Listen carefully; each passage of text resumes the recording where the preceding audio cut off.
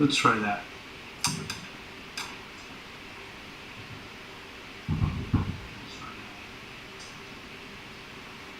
The Brio should be picking up the audio now.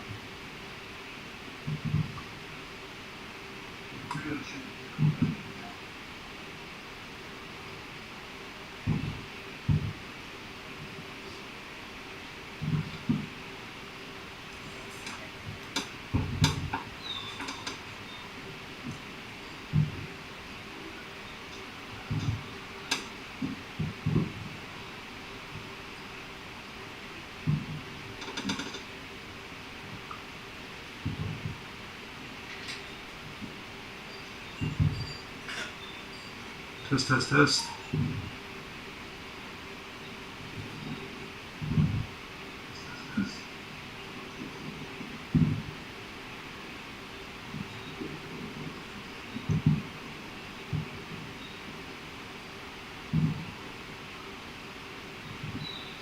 Test, test, test.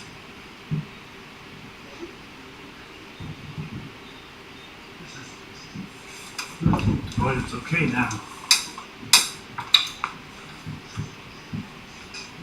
But it's okay now.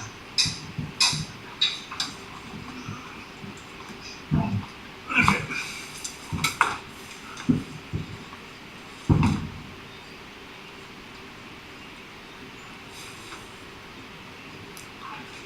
So we're going to unzip this.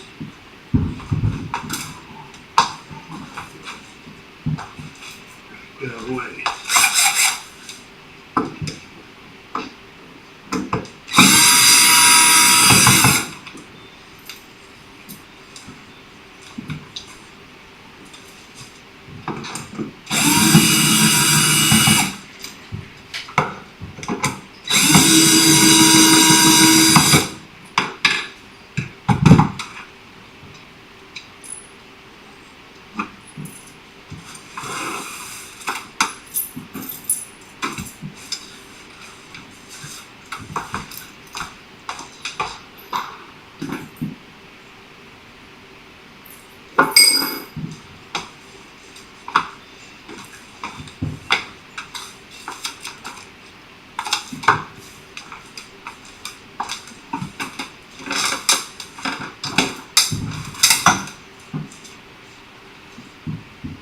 Start that computer. We're updating all our computers to the latest Windows. It's 5 computers.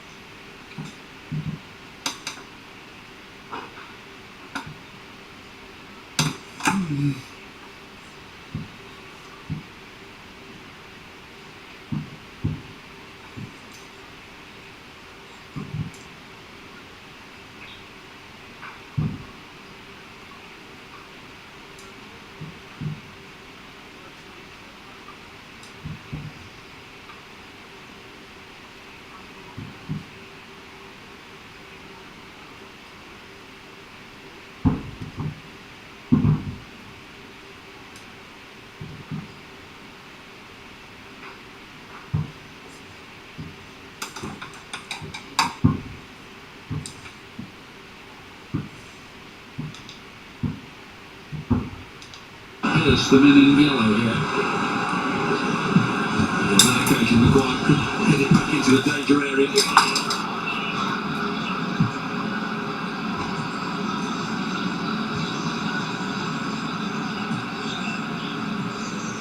You can tell how popular Jordan Henderson is with the other players, the way they all reacted to his goal. Good points inside to Jordan Henderson. England will be playing Denmark in the semi-final at Wembley on Wednesday night. Denmark should be remembered in these past few months have won at Wembley by the goal to nil in the Nations League game. They also stopped England scoring in a 0-0 draw in Copenhagen. So that one's up to grips, all right. And Denmark, I think, have a sense of destiny, don't they, at these championships?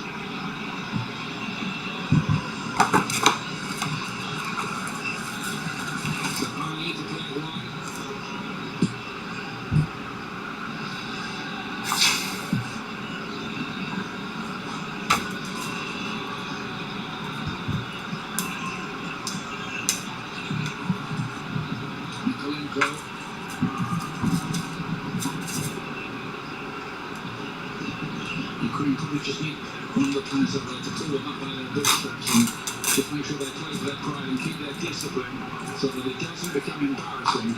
Yeah, Yarmolenko's the captain, he should be the leader. He's played up in the forward area, shows into the rest of the players. Always look as though he's motivated at the best of times.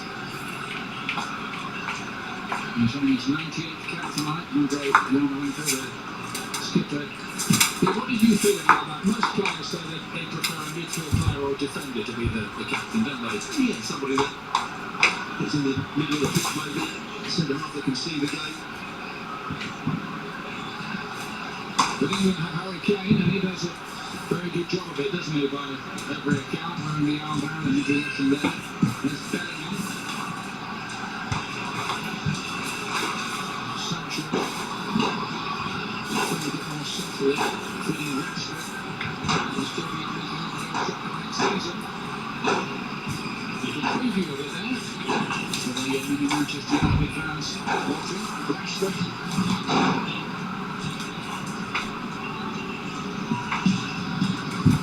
So he's got the wrong side here. Ricky trying to use that recovery. He's going to take his hand out from him. So Ricky plays it down. Long to try as well. And he locked it. I don't think Tuchel would have got back. He would have taken something special, sheep-like, to do it. And the chance was there. Okay, where is my pen again? I tell you, lose my ass for welding attached sometimes. 60 pens and I keep laying them down. Here it is.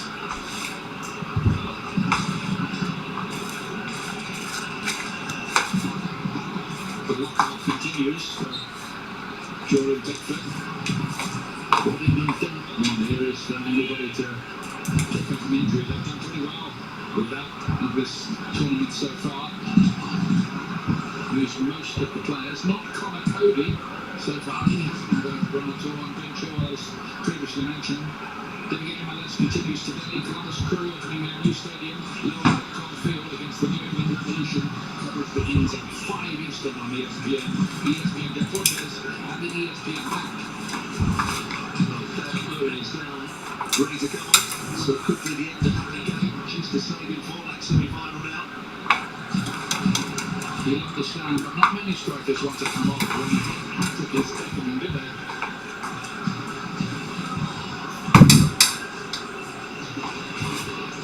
That's one downstairs.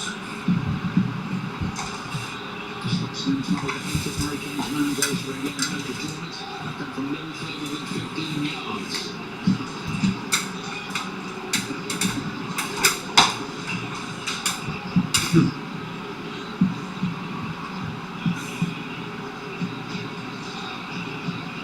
Just a cheap ball now. Already thinking of the plane trip to London from England to hang around and see this lovely city, but it's all about the business of advancing in this tournament and getting ready for that Denmark game. Sancho wants it back again from Rashford. We've probably had quite long conversations, I would imagine, in the camp, but the Lord's been in.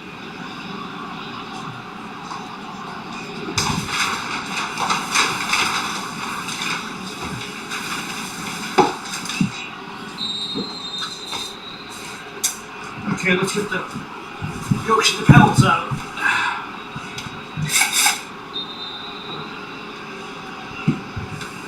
Another change to be made here. Right, Ian Dominic Calvert-Lewin to come on. That's the ball tackle there from the United. He's going to pick it up.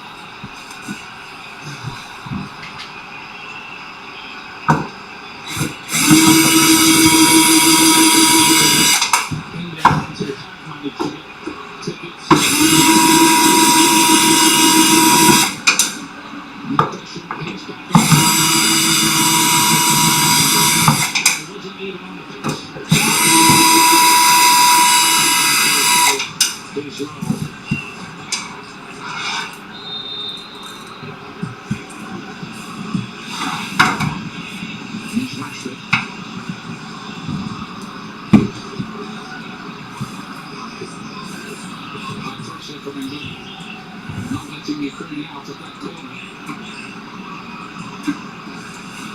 Yarmolenko caught in a bit of a tender trap there, aren't they? Tricky, but still might have to do something for Zinchenko. Ukraine had led a goal just to put a more respectable gloss on the scoreline, but really can't be too much more than that, you think, for them now. Microfone's in there in the midfield now. Microfone's in the midfield now.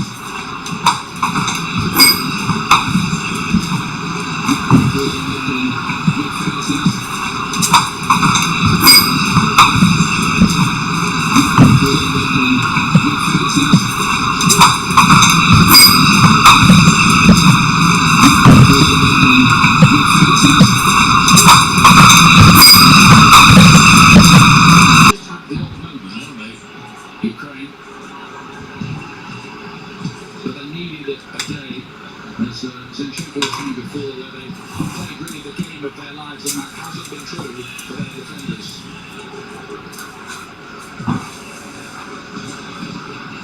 They had to change from a 3 to a back 4. But did not believe that she hit the attacking play at the end of the first half, but defensively, they did all over the place in this second half, particularly from set plays. Henderson looking to drop on him behind us. Sancho to play it inside. Scramble defending is from Ukraine. Good run from Sancho. Did well to get easy with crossing there.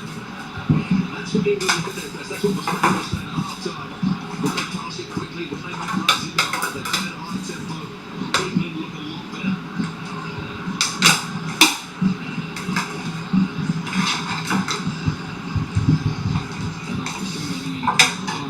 So many agonies.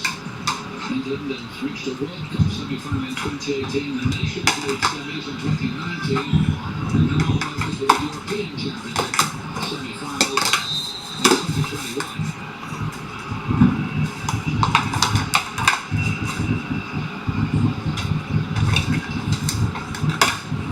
Just controlled it with his arm there. Yarmolenko quite been his man.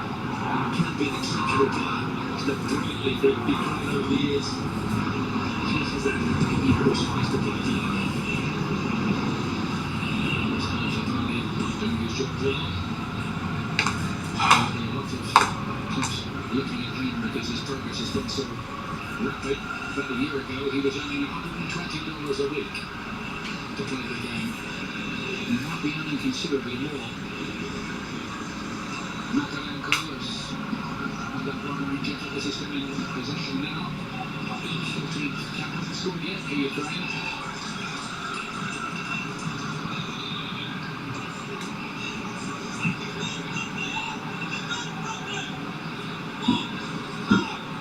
It's a disappointing end to the campaign for Shevchenko and his team. We watched them against Austria, and I thought they were really poor. With no urgency to get back into the game. They looked as though they were going to go out. A little bit like one of the best third plays to get through. They were excellent against Sweden. Okay, let's get these yokes, pedals out of this. 6 wins, 2 draws. Really superb. So a long time ago, wasn't it? Yeah, the qualifying campaign, of course, because of the delay. It took them 18 months, over 2 years in most cases. But the squads have changed quite a bit since then as well. Is Yarmolenko? Yarmolenko has been an isolated figure in this second half. Skripal declared wide.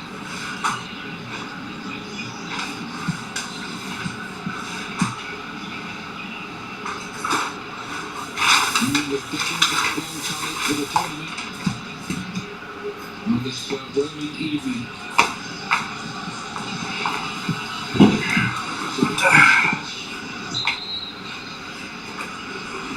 Just offside. Put the USB card for the first option stride in. And he's on yellow as well. Surprised? Yeah, I think he's clever enough not to get a yellow card down. He's missed the first couple of games, maybe Sunday just thinks he needs more game time, but he's been excellent since he's come back. Here, He could have put on rings or this is like that. first involvement. All with the question, John won't serve that outside good. Sigankov, Jurčić with the left. Four of these. Yes. Corner kick.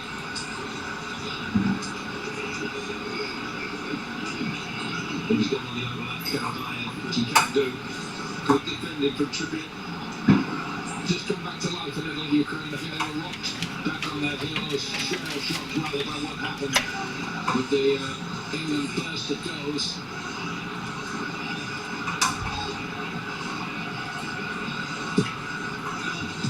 Corner kick England. Defending it just fine.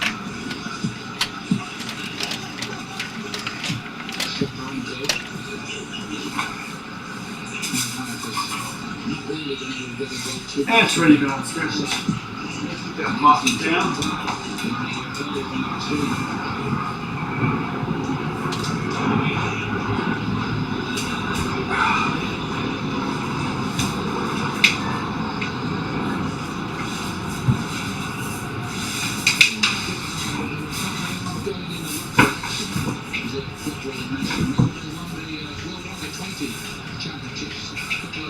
Years ago, there's some good youth teams.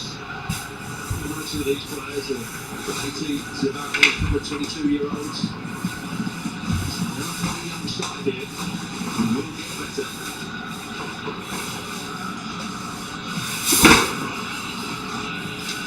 Not on the same goal there. England really was Hold on.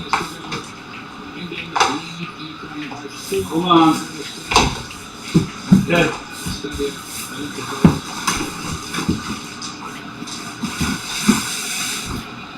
What? So he's looking for me? He's going to be an exceptional player over the years. Did you come to see a game? First time England have won a big quarter-final of a major tournament in Italy. Remember the, well, dramatic game against Cameroon. Italian 90. We've done the winning for penalties and again Cameroon quite often dominated. Who's your game? They won 3-2. Good snapper here. It's on the glide going long. The ball was quick for that last one. Again, you don't mind that. Looking to play a forward pass. England just trying to hold a line on that occasion. Rashford making the run.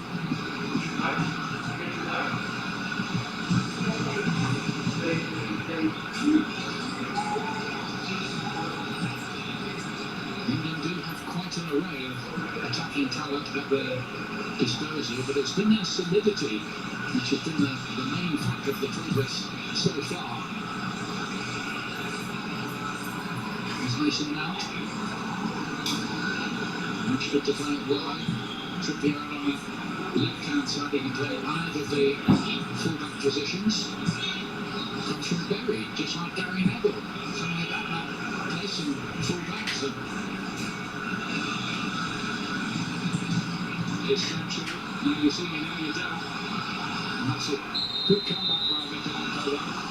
And get the free kick in the end. It's a good comeback as well. It's that Sancho. Good change of pace, change of direction, tries to cut across the fullback. Does really well, then just throws himself to the ground to win the free kick. Nikolenko. Had a very good game apparently against Cristiano Ronaldo when Ukraine played Portugal in that qualification game. Nikolenko wide.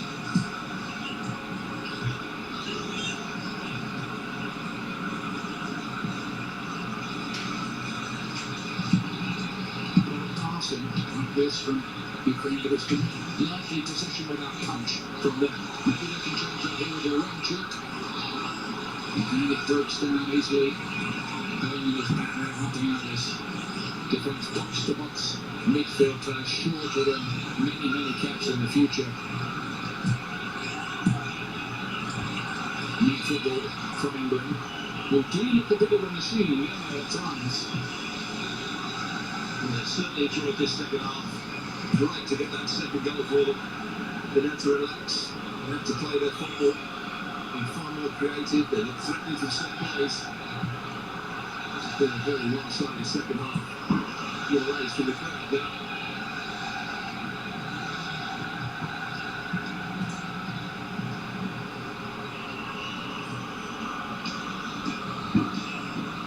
Don't expect Harry Maguire to make any tackles in the remains of this game. He'll be in his very best behaviour, and there will be absolutely zero conversation with the referee as well.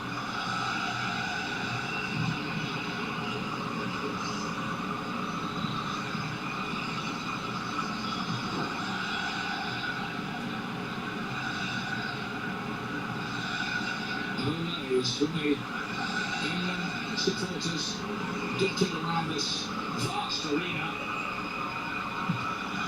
which was named Stadio Olimpico back in 1960, the Roman Olympics. And one of the gold medalists was Wilma Rudolph, who recovered from polio, became an Olympico medalist for the United States. That was the same Olympics where there was quite a promising young boxer representing the USA by the name of Cassius Clay. Later to be Muhammad Ali, of course. Here's the kickoff. Kevin is good out there. Sancho getting back to help his defence. Ukraine trying to keep it alive. And Sancho to bring it away. It's been a speedy cameo from Rashford, isn't it, to get on? Well, that's what he can do. The back pace, with the ball and without the ball. Trying to make forward runs.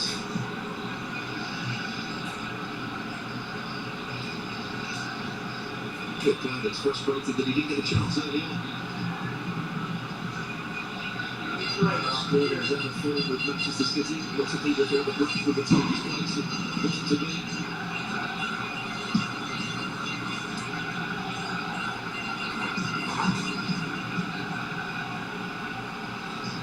His performance will spark national celebrations. Back in England, where the fans were exactly enough. One of the little winner of Germany.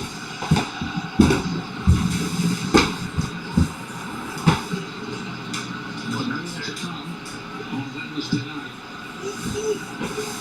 Denmark still provide very stiff opposition, you would think, as they did when they won that game at Wembley earlier on in the season. And guess who got the goal when they won? Christian Eriksen from Chelsea.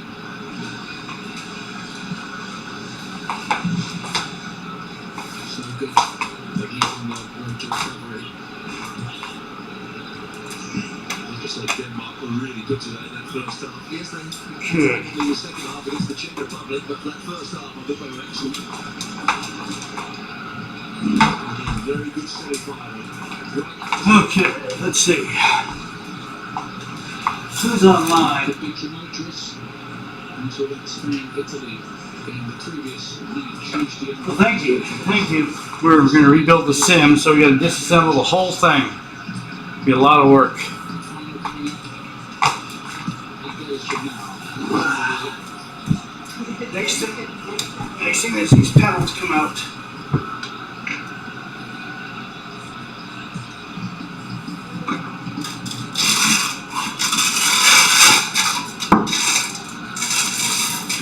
Velcroed in here.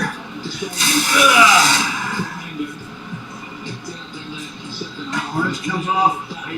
Since that second goal, just after half time, scored by Harry Maguire.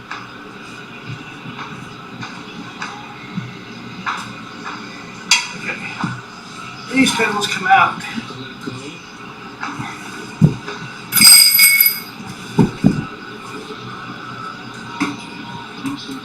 Intercepted that time. Ukraine are going to make another 3 substitutions very late on. Yeah, they're not going to bring Chivalkov on this guy. Also, Team Shook. And the Knicks, I'm just looking down there, the man who hit the headlines, Artem Dovbik. His 121st minute goal took them to this quarter-final. He's never started a game for Ukraine. And he said when he was picked, if I get a chance, I will score. He did. He definitely did. It's just been a game too far, hasn't it, for Ukraine? The Knicks campaign for them. First game against the Netherlands where they were 2-0 down and got themselves back to 2-all. Need to lose it. Macedonia had a really poor display against Austria. The highlight is the game against Sweden. Not sure they want to look back at this one with too much fondness.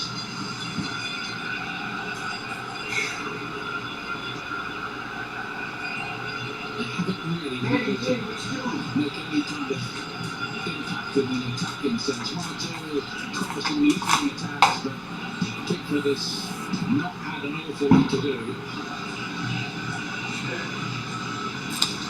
Let's unhook the butt kicker from that side.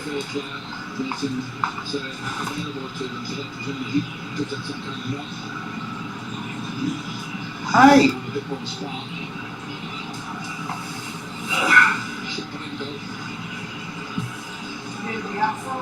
Yep. The game's going at the moment. Those three substitutes aren't going to come on.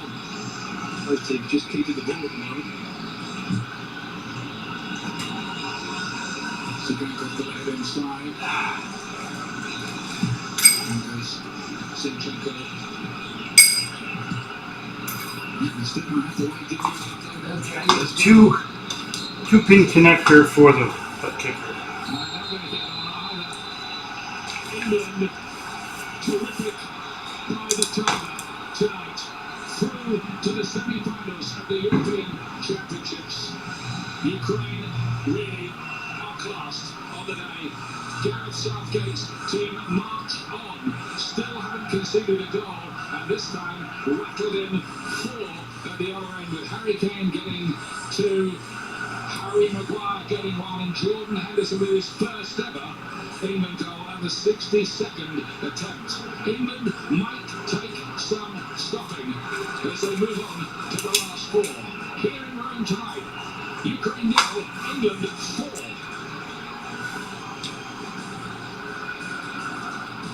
A powerful and decisive victory for England as it advances to the semi-finals of a match against Denmark in Wembley Stadium on July 7th. Perhaps with the history of the English side, a little bit of apprehension going into this, but that was quickly wiped away really in the first few seconds of the match when Harry Kane struck the first goal, and then early in the second half, England took charge and roared away with a 4-0 victory. Chris Davies, Steve McManaman, Nina Monroe. Here with you in the aftermath as you see a less jubilant England side after Germany, but business as usual, business taken care of, man. Yeah, 100%. I think the time of the second goal was key in this game itself.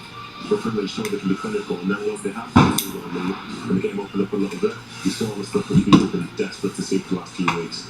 And it was Yeah, it was an excellent second half, wasn't it? I mean, it's a great result to win 4-0 in the quarter-final. Yeah. It's brilliant in itself. But I think Gareth Southgate will be so pleased with the second half performance, the fact that he could bring on Jude Bellingham. Marcus Rashford came on, looked really sharp, driving forwards, wanting to commit defenders. They looked dangerous, they looked as if they had a lot of pace. And it's just a really good all-round performance for me. They'll be very, very pleased with that. Another clean sheet, going back to Wembley for the semi-final against Denmark, and they will be even to jump in, because I'm a bit biased here because my friend, but Jordan Henderson, the captain of Liverpool, is coming off the bench for scoring his first goal. brilliant. Yes, When you can bring people on like that, I think you're in a good spot. And after the first goal for England international for Jordan Henderson, superstar, yes. win, all the way around in the moment of the match. Brought to you by PNC Bank, the one I alluded to earlier. Harry Kane with the first of his 2 goals. He's the first English player with a multi-goal game in a Euro knockout stage match, and the first to do so in a major tournament knockout stage match is Lineker in the 1990 World Cup quarterfinals against Cameroon. And by the way, Kane stands 1 goal behind the major tournament goals for England. And the heartbreak for the fans of Ukraine is really drawing great inspiration. Obviously, troubled time in that country has been for quite some time. They've drawn some inspiration from this side, and certainly their performance in this Euro 2020 is worthy of respect. Yeah, 100%. I think it's the furthest that they've ever been. It's captured the imagination of their supporters. I think this game itself was probably a game too far. But yeah, they've been very, very proud in representing their country and the that they have with their fans, and it's the stuff we love to see. That's all you can do. All you can do for one of these teams is to, get as far as you've ever been before, and they've done that. And they played England today, who were a better side on paper, and it was just whether England were going to be professional and do the business. They did it, and they can count themselves very proud in Ukraine for getting as far as they did. How about England? 10 shots on goal and 4 goals scored. It's obvious, isn't it? I mean, they've got the talent. We know they've got the talent. That's no problem. Individually, England could be the strongest around when you look through what they've achieved and who they play for in the Premier League. It's just putting it all together. And maybe they're putting it all together at the right stage of the tournament. Second half of the quarterfinals, moving on to the semi-finals, and then on to the final, hopefully. Even after the issue was well decided and substitutes had come on, we still saw the immense desire to finish with that clean sheet. We saw Jordan Pickford continue to exhort the offensive line, and there were precious few opportunities. And they will tell you about clean sheets, won't you, mate? Yeah, It's paramount. there's definitely in this game for the season, because as anyone will happen, either they're into the semi-final, the defenders, the goalkeepers, they'll be because you finish that whole game. You know what I mean? The result is there, but you finish out the whole game. And I think for them showing that standard in terms of how it still matters for them to the very end, I think this is kind of You manage the game as you do. Yes, the forwards have done it, and you've won as a team. There's been a great team performance. But if you were to concede in the 91st minute, the fan would go, it doesn't matter, we've won. But the personal pride for John Stones, for Harry Maguire, for Jordan Pickford, who are currently trying to set records to play for England in a major tournament like this, it's a wonderful achievement for them. Approaching 700 minutes since they've allowed a goal for that. And they advanced to the semis for the first time since your club did in 1996. What does that mean? It means everything because of the occasion. They will go back to Wembley. There'll be 40,000 people there at the stadium. Might even squeeze a few more in if we can get some more tickets. And they will be favourites. People will be looking at this because of everything that's gone on, because of the 18 months we've all had behind us. People are desperate to be happy. They are desperate to go out and have a drink and be joyous. And we can, finally get behind the team and keep on rolling forward for the next few days until the game happens. So me being a fanboy now, I watched your group of players in '96. I remember what that felt like. I think it's going to be feeling similar when they go back at home out there. Definitely, it's going to be a great occasion. Well, some of the video that I've seen, lots of found birds. That has been easily done. So now it is all set. Getaway in Spain, Tuesday at 2:30 Eastern Time on ESPN, and then Wednesday at 2:30, England and Denmark. Through all of the craziness that we've had and some of the surprises, look at the powerhouses and the storylines that we have set for the semifinals. And so it is now set. We started with 24 sides, and we are down to 4. Remarkable performance by England as they advance to the semifinals. Euro Tonight is coming up on ABC right after these messages.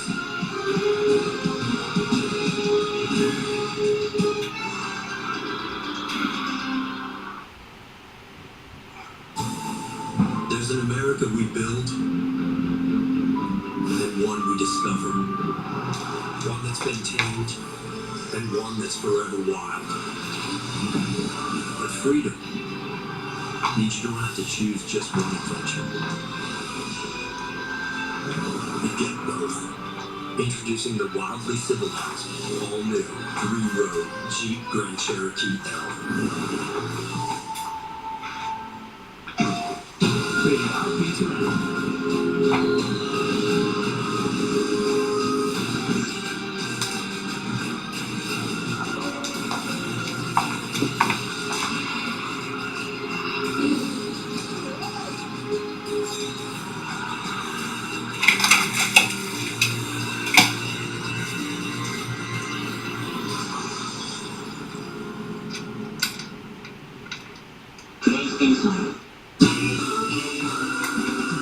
Doug. So then I said to him, you never customize your car insurance at Liberty Mutual, so you only pay for what you need.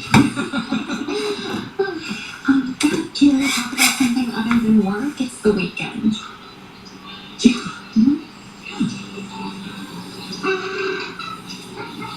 Hot dog or chicken? Only pay for what you need. Liberty, Liberty, Liberty, Liberty. I really like you.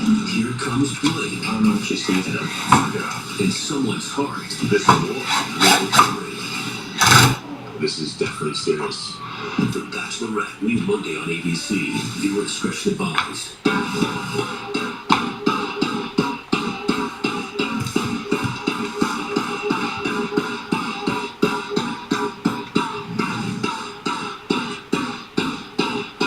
As a small business owner, you work hard for your money. Let your money work hard for you. Talk to your customers with ABC 10 advertising. From morning to night, ABC 10 News is committed to covering San Diego stories that matter. And ABC 10 has all your favorite shows, plus powerful local digital platforms and the social media reach to deliver your results. Let ABC 10 advertising help you find new customers to take your business to the next level. Visit abc10advertising.com to learn how we help San Diego businesses grow today. Celebrate 4th of July at the Revive Sleep Center inside Living Spaces, where you can get exclusive mattresses. Save up to $400 on the Stearns & Foster mattress set. Save up to $500 on the Tempur-Pedic mattress set. Or get our Giddy Rest Harmony Maui Queen mattress for just $545. Enjoy special financing for 60 months on select purchases with your good credit. Dream big and save bigger during the 4th of July event. Only at the Revive Sleep Center inside Living Spaces. Living Spaces. ABC 10 News, stories that matter.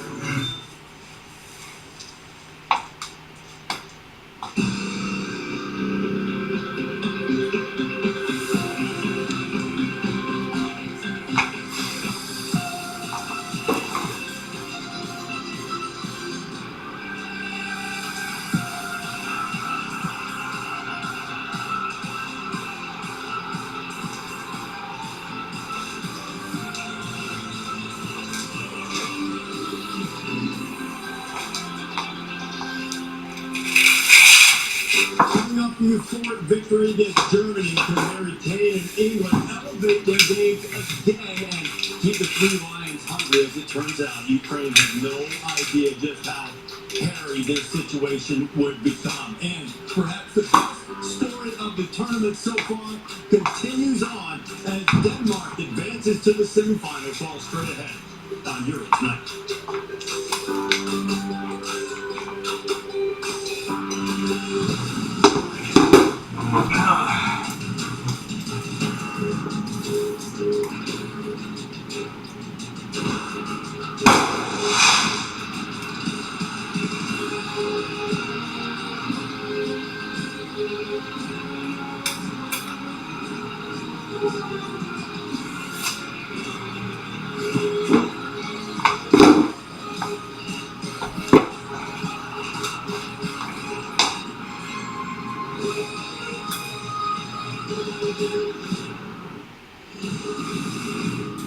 And then there were four. And what storylines we have in the semifinals? Italy and Spain have already advanced, and on this Saturday, England and Denmark joined them in the semifinals. How they got here, we are about to show you. Glad to have you with us on Euro Tonight. Chris Davis alongside Steve McManaman and Nadim Anuha. And in the effort of full disclosure, when you sit in these chairs, it is incumbent on us to be fair. It is not incumbent on us to be robots. It is not incumbent on people to be devoid of emotion. And in the end, full disclosure, how I know about this game We met with by both of my cohorts here as England puts on a show against Ukraine. They do it in Rome, the only match that the English side will play on foreign soil, and it took less than 5 minutes before Raheem Sterling, who's been golden in this tournament, gets it to Harry Kane. Yeah, cuts inside, lovely ball to Harry Kane, and Harry Kane does, well, Harry Kane always does, and score goals. And he got on the first at a wonderful time for England into the game. His second straight match with a goal, goes the first two of his Euro career, will not be finished, and he has scored quite a bit in major tournaments, as you know. Ukraine had a chance in the 17th minute, and England, the only country not to give up a goal in this Euro championship, and Pickford again equal to the chest. Yeah, I think overall we've been solid, but in that first half we made one or two mistakes, and that was encouraging play, and ultimately you can't afford to do those against better sides. At halftime, you guys wanted more aggression from England. And if your name is Harry, you scored a goal. Harry Maguire. That's exactly right, yeah. You could just picture the Ukraine saying, let's stay in this, have a strong start in the second half. 50 seconds later, you 2-0 down, and that was a big moment in the game. And in the 50th minute, shot with the crossing Kane again. This was a lovely goal, full of quality, full of class. Nice flick by Raheem Sterling, and another assist in this tournament. Just for the knockout points, but just in case. Corner. Jordan Henderson comes in and says, This is what I'm biased, because that's the son of Maya. And to see him get into the side and to score and have a big moment, you see how much he can do. England advances. They will play Denmark now. The 1996 when Macca's side was able to go there. Major tournaments for the first time since winning the World Cup in 1966 in a third place finish. And in the aftermath, England celebrating their main.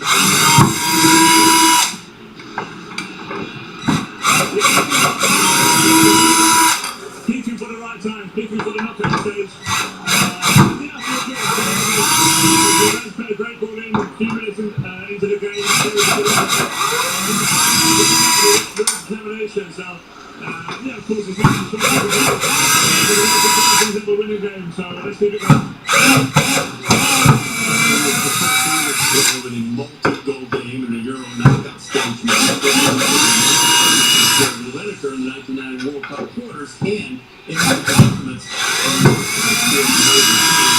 That will not be the case much longer when you consider the torrid pace that Kane has been on the last couple of matches, putting 3 in the back of the net, and many of them in really splendid, beautiful fashion, including that he got today, Nathan. He's looked at the one that really got things going and took away any doubt about whether England was ready to play. Yeah, 100%. Obviously, the time of it was huge, and one thing I liked about this goal in particular was the fact that for Harry Kane earlier in the tournament, you were seeing him coming deeper and deeper and not being in areas where you want to see him trying to affect the game. But with this goal here, as we're seeing Sterling gets the ball, he makes a good overlap. There's a tiny bit of space for Sterling, and this is a great ball, but for me, the key bit for Harry Kane is playing on the shoulder, being in key areas in key moments, because when Sterling comes in there, at times you'd see Harry Kane maybe dropping off a little bit, but then lo and behold, on today, yeah, this is the second one. Raheem Sterling with a beautiful flick. He's full of confidence, and Luke Shaw, who's been exemplary from that left, puts it on the play foul. That's one of his easiest finishes, that. When he plays further forward and he doesn't come deep into midfield, it shows how prolific Harry Kane can be. Do you think that has anything to do with what Mason Mount played today? I think that the personnel around him really helped him today. You see the note that we mentioned and the historical context in which Harry Kane is now reaching after having the 2-goal game in a major tournament and the for England. And this just continues to build the confidence, and it seems like every move, Macca, that Gareth Southgate has made has proved to be the right one in terms of keeping them playing play. Yeah, whether he's gone to a 4, whether he's gone to a 5, a different personnel he has used. The fact is they're getting results now, and today was probably their most promising performance, albeit argued against the weakest opposition, even though we're in the quarterfinals. The fact that he was able to bring on Henderson, Bellingham, Rashford, Calvert-Lewin, keep a clean sheet, score 4, excite the crowds. I think everything looks really positive and looking forward for him. So every decision he's made has been absolutely spot on, Gareth Southgate. Yeah, I totally agree. I think for balance, we have to say that Ukraine probably did play to their best today. But the fact is, for England, they still went out there and they did what they needed to do. And, when you're winning 2-0 and 3-0, it's easy to play the game. But they were showing flashes which, in some ways, will build their confidence going into whoever they play against next. But Gareth Southgate, I have to give him credit because he seems to be having a plan for every single game. And that, for me, is and that's hard to do, isn't it, in knockout football? You keep the same team sometimes, that's the easy way, but he keeps on changing it. Not to take a trip to negative town after the Just don't say it. Just mute Yeah, this has been the proverbial glass ceiling for England really since 1966 when they won the World Cup. Will this be the year they get champions around in a major championship? Do it in Wembley Stadium in front of most impressive in front of a smaller crowd. The gentleman who called the game. Well, this was the kind of game which has often gone wrong for England. And they won it pulling away, didn't they, Stuart? Absolutely, but I thought they won the game in the first half.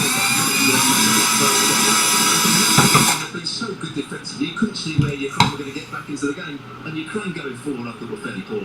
Harry Kane, a lot of people, it's hard to believe now, were saying, well, maybe he should be left out of the team. Well, it's looking a daft idea now. He was on song, wasn't he? He's on song today. I thought the first goal was excellent. The way he just lifted it above the goalkeeper as he was sliding in. He found space in the box for the second. It was a good header down as well. He's linking up the play as well. He nearly scored a terrific hat-trick goal as well. Great save from the goalkeeper.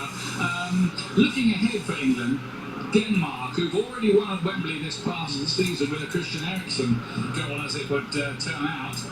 What do you think of the semi? It's going to be a great game. Denmark have found a bit of form at the right time. They play with that back three. They've got a good combination at the moment. They look as though they're playing with great spirit. It's going to be an excellent semi-final. It's going to be an atmospheric one as well because Denmark, of course, have that sense of destiny about them. Is after Christian Eriksen in the opener for Denmark fell with a cardiac episode. They have played for him. He has offered the support. It has certainly been one of the great stories of this tournament so far as Denmark advances to the semi-final. England, meanwhile, now with 5 consecutive shutouts in Euro history, with Spain with 7 consecutive with more, and England with an opportunity somehow to do it 2 more times to match that. First things first, though, the match with Denmark in the semifinals, and Denmark advancing there against the tough Czech Republic side. We'll show you the highlights and the reaction to that all coming up on Euro tonight as we are set with the semifinals now, and the 4 teams remain standing in pursuit of this championship.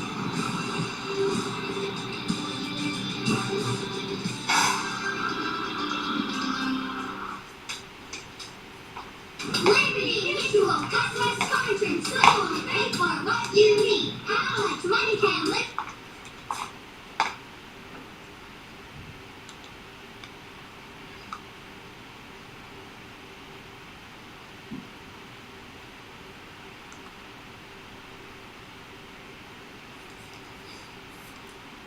Plus, this lady right here offered me a month of free burgers, so... Excuse me? Oh, shit. How do you know who the... Up for tomorrow.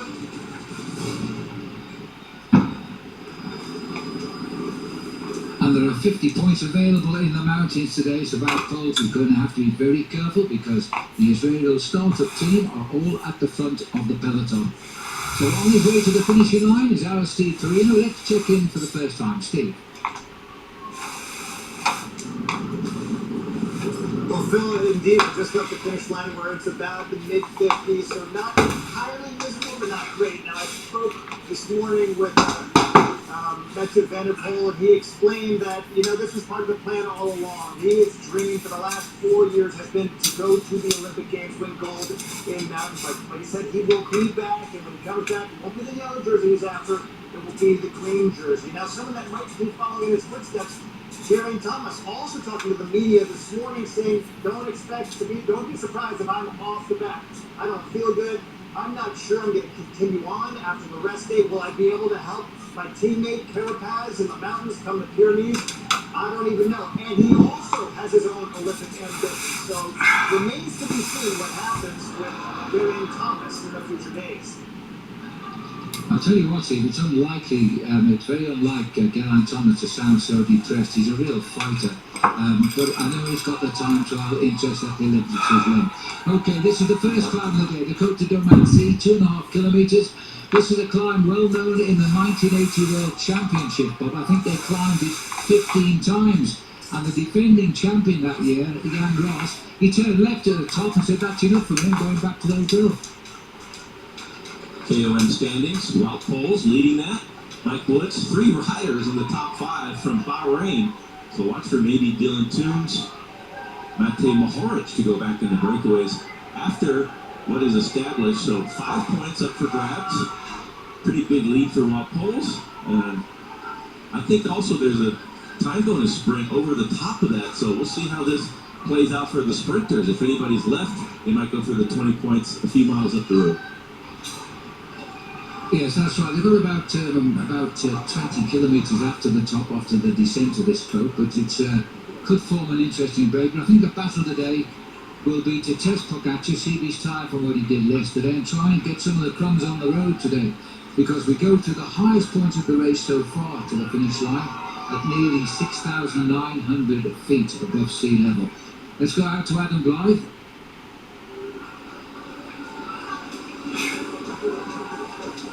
When I spoke to the teams this morning, I spoke to a couple of guys from Ineos Grenadiers and a couple of guys from Jumbo-Visma. I asked them how they're going to beat Tadej Pogacar. They just said, we don't know. I think they're going to have to take him by surprise, almost wait for him to have a bad day, and then try and take full advantage of it. Even the big teams that are looking to do something on GC here, they are still confused. They still need a plan to come up with something how to beat Tadej, and they just don't have it at the minute with how strong he is. Adam, apart from maybe some confusion tactically, what's the mood of the Ineos squad? Do they have some good morale still, or pretty depressive in your estimation?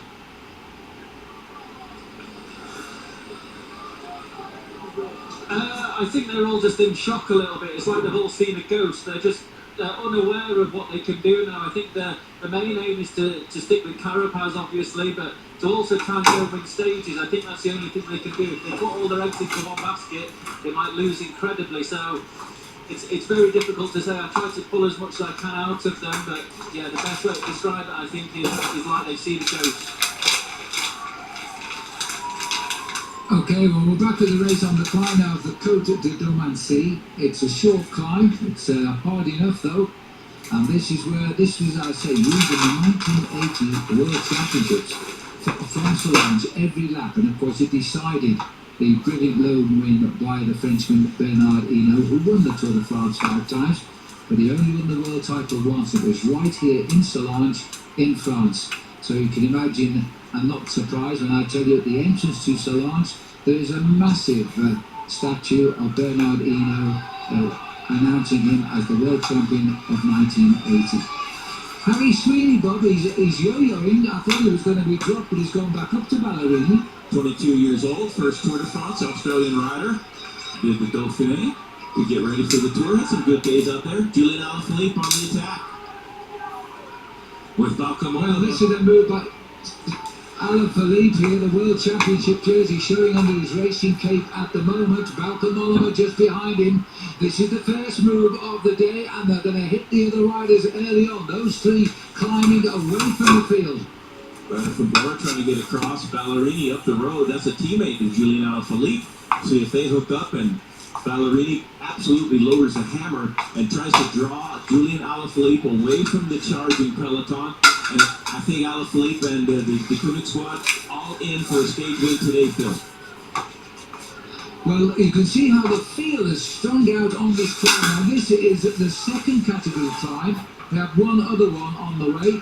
Although I think it's a cruel category. I think it's much steeper than that, the next one, the Cormet de Roselon. As these are the two leaders inside the kilometre from the summit. Alaphilippe, I think it's a good move by Alaphilippe, but he's the sort of rider that can go the distance. Only 13 seconds behind the 2 men in front. All the rest of the riders, in the jerseys anyway, Pogacar in yellow and white. Cavendish still there, and the polka dot's still there. But this is the counter move coming from the field. Alaphilippe's second wheel at the moment. The bar rider looks to be Emmanuel Bookman has already riders in trouble. That is discouraging with so many miles of climbing to go. Yes, and when they go through the finishing line on this climb up, the hill doesn't actually stop. It goes on for quite a way. It's not quite as steep, but there's no natural drop. And look at this, Bob. Cavendish, who lost time yesterday, he wasn't just in time. He got dropped yesterday, but we do have man to the right of our picture, Morco, as well, with him to look after him. The objective, his day then, and get to the finish. And Cavendish do exactly that. Tim DeClercq is back there. Two riders off the front of the field, so DeCunic has this field bookended. Ballerini off the front, Mark Cavendish off the back. But a wise call by the team to put three riders with Cap. It's because on today's stage it's only 90 miles, but there could be eliminations on time. So the Koenig team has got the strength in depth, and of course they've got the leader in Mark Cavendish, 2 wins, 1 stage win for Alaphilippe as well. And look at the times. This is Cavendish's 13th tour, and alongside Murkoff, his lead-out man, he's also done 13. Harry Sweeney on the left of our picture here, and Davide Ballerini. But they're slowly but surely hauling them back. They might just about hang on for the points. Big group they're chasing. So Sonny Colbrelli is there. I'll imagine he'll go through the KOM points and then try to get some more points in the green jersey competition. Only 40 on offer today, but 20 up the road. And the sprinters, if they can survive in the field, whoever is left, Michael Matthews might be there. Sonny Colbrelli was right near the front. And so we'll have to see. Cavendish, he will not be contesting any green jersey points today. But this is a big day for Cavendish. He needs to get through these mountains within the time limit, which he has missed before. Let's not forget. And so today is very tough. Yesterday was on the limit. There was a big group, but that might not be the case because we go up a mountain to finish the stage. So Cavendish has a lot of work today. This is the most dangerous stage for Cavendish, getting all the way to Paris, I think, in the entire 3 weeks. He's got to get through today. He does have 3 chances to win in the upcoming week, but today is a big day, and DeCunic knows that, so they've sent 3 riders back to help Cavendish throughout the stage. That's impressive commitment from the team, Phil. Total commitment, Bob, because they can get Cavendish through this day. Yesterday, the last rider to finish, Arnaud Demar, also a sprinter, just scraped inside at the time limit by less than 2 minutes. So he was almost going home today, but he's still in the race, Arnaud Demar. These are the 2 leaders at the minute with Harry Sweeney. They're both first-time riders in the Tour de France, by the way. Sweeney on front and Ballerini just behind. Bit of a surprise to see these 2 guys heading up the first mountain. I'm up to show they're going to get the points now, Bob. A rider from Total Energies just coming at the last possible moment. That was perfect timing. I'm not sure it'll be popular with Harry Sweeney there. That's for sure, though. Well, that was incredible. He caught them as he crossed at the line. Now, the thing about the climbers, I don't know why they do this, Bob. They've put the finish banner for the points right there, but the climb continues. So he's expected to change gear and dive down. There's a nasty shock in store. We continue to climb. And you see the men at the head of the peloton have kept the pace on. They might split the race here. That's Nairo Quintana and Sepp Kuss. I think that's Pierre Latour, the Total Energies rider, in the red, white, and blue jersey. Nairo Quintana in the archaic colors in red. Here is that dive to the line. Looks like Pierre Latour. He had a horrible day yesterday and hoping for better things today. Well, that was a nice catch there to steal the points right on the line. As the riders now still try to shuffle the pack here, sort themselves out, because once we finally top this climb, there's a bit of a plateau, then we drop down slightly, and we're heading to the sprint end of the day, and there will be a big chase with those number of team riders left with Mark Cavendish to bring him back to the pack and try and get him to win the sprint when we get down to Pras-sur-Alais. After that, Cav's got no interest in the day. Look, Matej Mohoric coming across to the leaders, while Mark Cavendish already a ways behind at that KOM point and still climbing. That's going to hurt the legs. I'll tell you, one of the most discouraging things, Phil, in my career, you get to the KOM point and you're still going up. Really painful. Hey guys, you know seriously the boss right now. Alec Baldwin is back at the Boss Baby and DreamWorks Animation's The Boss Baby family business. This time he's got some help from Amy Sedaris as this new Boss Baby in town. It looks like a blast, so show your family who's boss. Check it out. The Boss Baby family business is now streaming only on Peacock. Dan Martin makes a move. Track windshield, take one.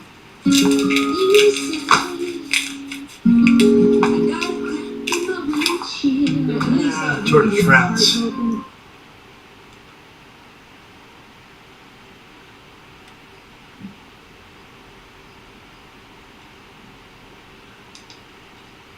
Leaders, this is Latour when he made the big effort. We've also seen Bob, Chris Froome being dropped from the peloton. Chris Froome already in trouble with just one turn off the five of this first time. Maybe not a good idea. In trouble. Here's the chase group now from Hyde, Dan Martin, and Pierre Latour. Led at the moment by the champion of Spain, Omar Ferrer, but Julian Alaphilippe is there. Ruben Guerrero in the pink. Paolo Quintana. So a high-powered group of British climbers, and look at some of those others looking for those points in the sprint competition. And I think the tail end leader in the polka dots back home just being across to this group. I think he's going to be serious about the points on offer today. There's more on this stage than any previously in this year's Tour de France in the KLM competition. Well, for the moment, it is Dan Martin up front, the teammate of Chris Froome, and before the start, Steve Trino caught up with them. Chris, you seem uniquely qualified to maybe put us in the mind of Tadej Pogačar, but when you had that kind of lead and that kind of advantage over the rest, what was your biggest fear in the many victories that you had from the opposition? Previously, when I was in a position of being in yellow and basically defending, that was a fantastic position to be in. Even though there's a big target on your back, you know that it forces your rivals to make moves that they wouldn't normally want to make. They have to attack a bit further out to try and get that time advantage over you, where that potentially opens up the door for him to take even more time. So it seems like he's very aggressive about it. He'll take advantage of those situations, as we saw yesterday. The guys tried to put him under pressure, not having many teammates around him, but he completely obliterated the race. So I think when the race is hard, he's going to take advantage. And on the other stages, there are so many races within the race. Hopefully, for him, from his point of view, he'll be able to sit on and get a free race. Well, Chris Froome is ready for another rough ride today. He's in trouble already on this first climb of the day. This is an attack by Ossoni Colbrelli, the champion of Italy, who continues to impress in the mountains. And distance of the sprint, 8.7 kilometres, Bob, and that's his target. Joined by one of the riders from Cofidis. I think that was Anthony Perez. I don't deceive me. Dan Martin still trying to chase for the Israel Startup Nation team. Michael Matthews is there also. He will not want Sonny Colbrelli to get too far up the road. Well, the chase is now on for the first sprint point of the day, and we just heard that Richie Porte has been dropped from the leading group.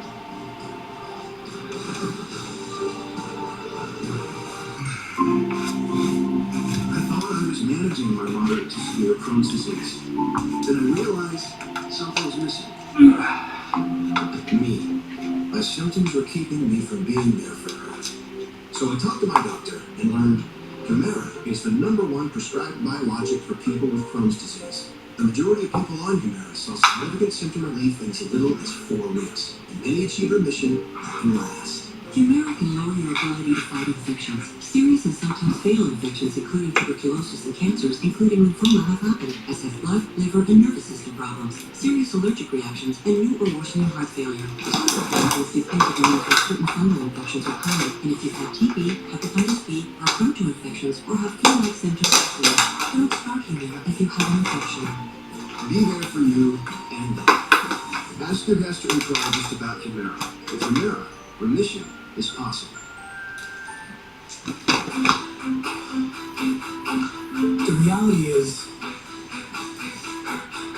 this is reality. Sometimes it can get ugly. But those are the good days. The days means you get your face to look like this. And your heart to race like this.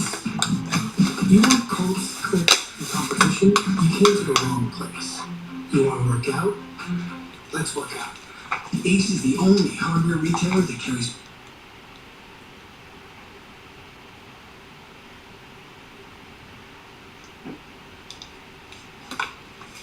Two first timers there, Brandon McNulty and Sean Bennett. So the race continues pretty well, strongly for them as we're now in the mountains of the Tour de France. Gita on the left of our picture here. In the centre is Perez, and just behind him is Time to start taking the pedestal apart. and champion of Italy. And they look surprisingly strong as they're going to be joined by a fourth rider here, Bob. Total direct energy, now total energy. Coming across, Roy's objective was clear. Points for the green jersey competition at 20 on offer for the intermediate sprint. Sergio Ayala, one of the attackers yesterday. Better find out where he is. Maybe in the back, maybe off the back, because there are riders and groups all over the mountain. And there's Julian Alaphilippe in that black jersey. That's his rain cape. Covering up the rainbow stripes and the white jerseys from the Kunik. Just tacked on the back of the little chase group.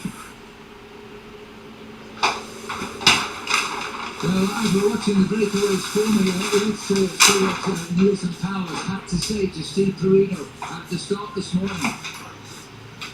You mentioned your leader, Rigo. What was the message from him? And you know the story. We're all looking for, hey, what's the answer to get in front of Tadej?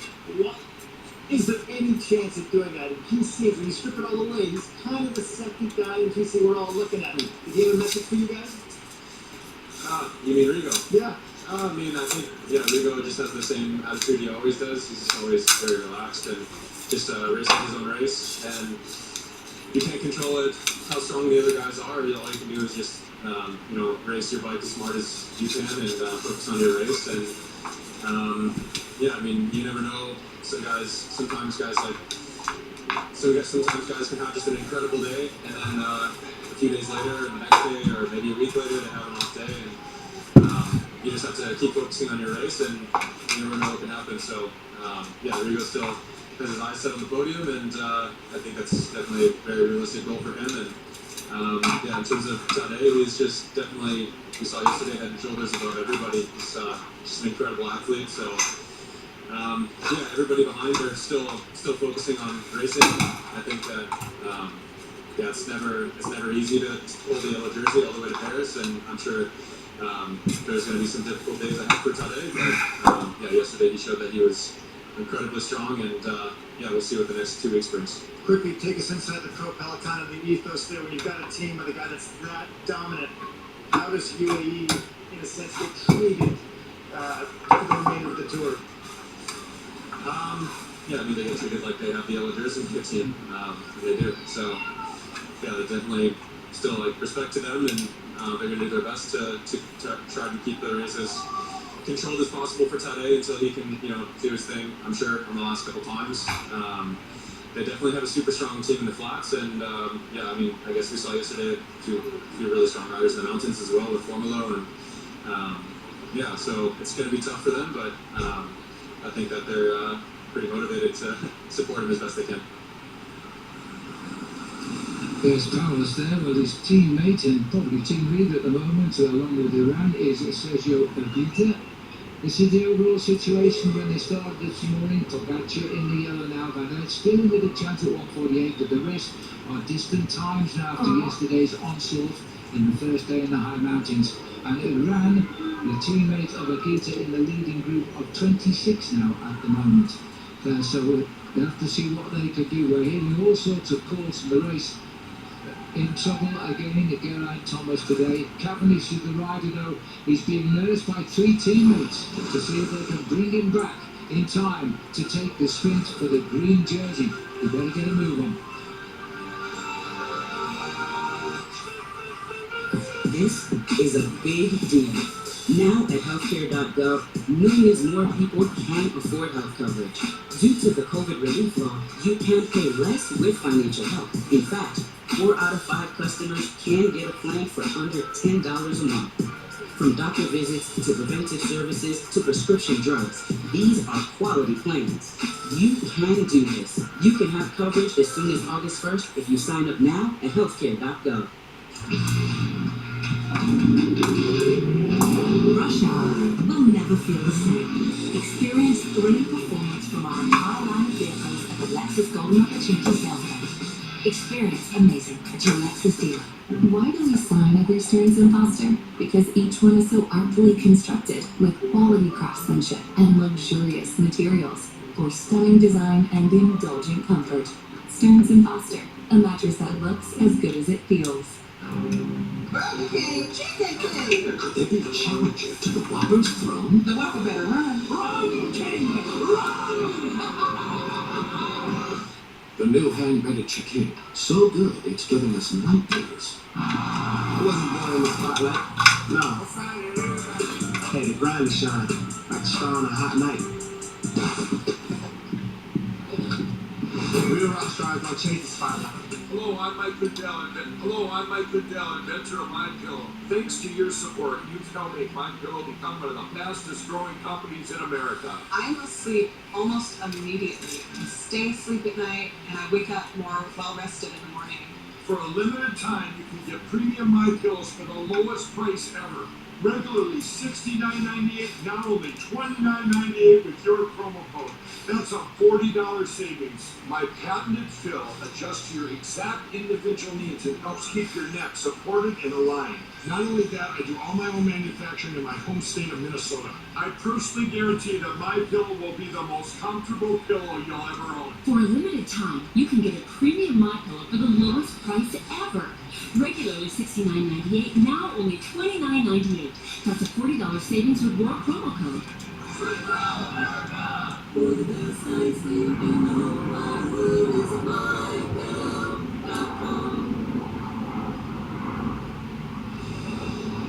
Well, the first man who's crashed it in the rain today, and this is Enric Mas, one of the Spanish favourites on the Movistar team. You can see he's just fallen. These are live pictures. He's quickly remounted. He's picked up a back group that's going through because just now, again, Bob, this field is split. I think it might be able to, is this a playback? Not sure. This is the replay. Watch, there he is on the side of the road. His bike in the middle. And now he's got himself going again. Oh, we're at it again in the rain, in the mountains. Absolutely horrible luck. Slip conditions. Alejandro Valverde was there trying to get back on turns, but the whole team being called back to help Enric Mas to try to get back into an absolutely charging peloton that's blowing to pieces at the front. There he is, and he's not on his bike. I believe he's on the teammate's bike there. Yeah. And that's what It's on Alejandro Valverde. Valverde's bike, yeah, so it's considerably taller than Valverde, so that will not be comfortable, but panic situation, you got to get back on turns as quickly as possible, then reassess the damage once you do so. Well, they've just gone through 1 kilometre for the sprint at the sharp end of the race, and watch out for that rider in the green top jersey. He made the move because this was his intention, to try and get points on Cavendish, who's still behind the race here, and this is Sonny Colbrelli. Colbrelli First place gets 20. Third wheel, second wheel, Michael Matthews, and he has a Christoph Juhl-Jensen on the front for him. Not a lot of points on the finish, but today the green jersey is in play. Michael Matthews, 113. He's a ways behind Cavendish, but he can cut into the lead. Colbrelli as well. Yes, Cavendish did so well yesterday, and he's broken now for the points. He's going to have to take on Colbrelli. Oh, and that's a bad chop across the road by Matthews. May not like that, the referees, but it doesn't matter because Colbrelli comes smoothly through, and Matthews will have to get second place. Nonetheless, a significant gain on Mark Cavendish's total lead. Oh, Michael Matthews, that was a serious chop he threw at Colbrelli. He went from one side of the road to the other, and he might lose his points in that sprint if he did give him enough room to slip through on the fences. There are the chasers, including the King of the Mountains. Let's see if the yellow jersey is in there. And that's a huge split, if not. Did not see Tadej Pogacar. I would imagine he's a group just at the top of your screen chasing, but that was a pretty dangerous sprint by Michael Matthews. Yes, he was. We'll have to wait for the decision of the judges. That may not come until tonight, but we'll find out, and when we do, we'll tell you. At the moment, though, Colbrelli, the winner, ahead of Michael Matthews, and these are two long-term sprinters, so they're valuable points gained in the absence of Mark Cavendish, who is still trying to catch up with the track markers on the road today. He's sprinting very, very well, Colbrelli, and he's also showing us his strength on these low mountains as well. Just have a look at this crowd and just watch the top. I mean, that's ridiculous. You don't need to do that. You're going to lose this sprint anyway. Why risk losing the points you could get for second? I'm sure Michael was upset because his teammate, Julian Jensen, did all the pacemaking, but still, that's an inexcusable violation of the sprint rules, and they're tightening up those rules now. So if I was the official, I would not use those points. Well, they need to say the great because he did not close the door completely when he straightened his bike, and that might be the only reason that he won't get penalised. This is the sprinters as he's there. Matthews got second behind Colbrelli. Alaphilippe brought the rest of the field over. Dylan Turns, the winner yesterday, is in fourth place. Okay, we're gonna take the pedestal first. Overall, then, Matthews continues to close. 38 points behind now. On the flatter stage, there's 50 points for a win. Colbrelli is in third place. We're getting a little bit of a pattern towards the green jersey competition on day 9 of the Tour de France. Peter Sagan, oddly enough, way down in those standings, starting the day stage, 9th with only 72 points. And clearly not up for the fight on the stage today, where you should be able to have gone into the breaks in the early miles, because especially it's uphill. But Sagan, not a factor so far in the green jersey standings. One thing about this second day in the mountains, they are waiting for no one. When we come back, we'll check in with the boys in the studio in the sandbox. There they are.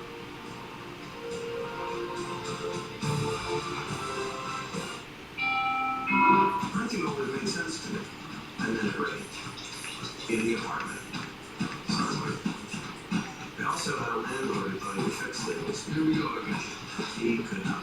All you're gonna do? Slap some fake on this and come right up. Rocket Mortgage helped me find the home loan option that works for me. So I can buy a place now. Now I don't know where I live. Or leaky ceiling. When you need to throw in the towel on renting, Rocket can't. You might need to.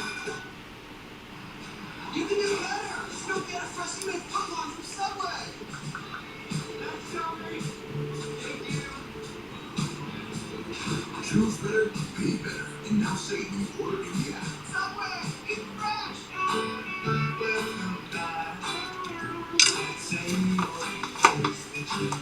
Okay, where am I?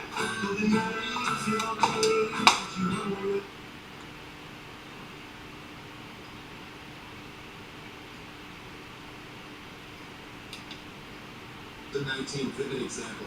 It was supposed to end with the same finish down with today's stage team, but the Peloton never made it there because of that. First it was the dark skies, severe hailstorm, a landslide we just saw block the final climb. Before they got to team, the stage was short when the news came out there. And the end result, Julian Alaphilippe lost his medal, even Brown moved to the yellow that day. Okay, we're gonna take the pedestal part now. As the winner of his first Grand Tour. That was an unbelievable day. Today is also a particularly amazing day with the weather and climbing temperatures in the 60s. The rain continues to come down.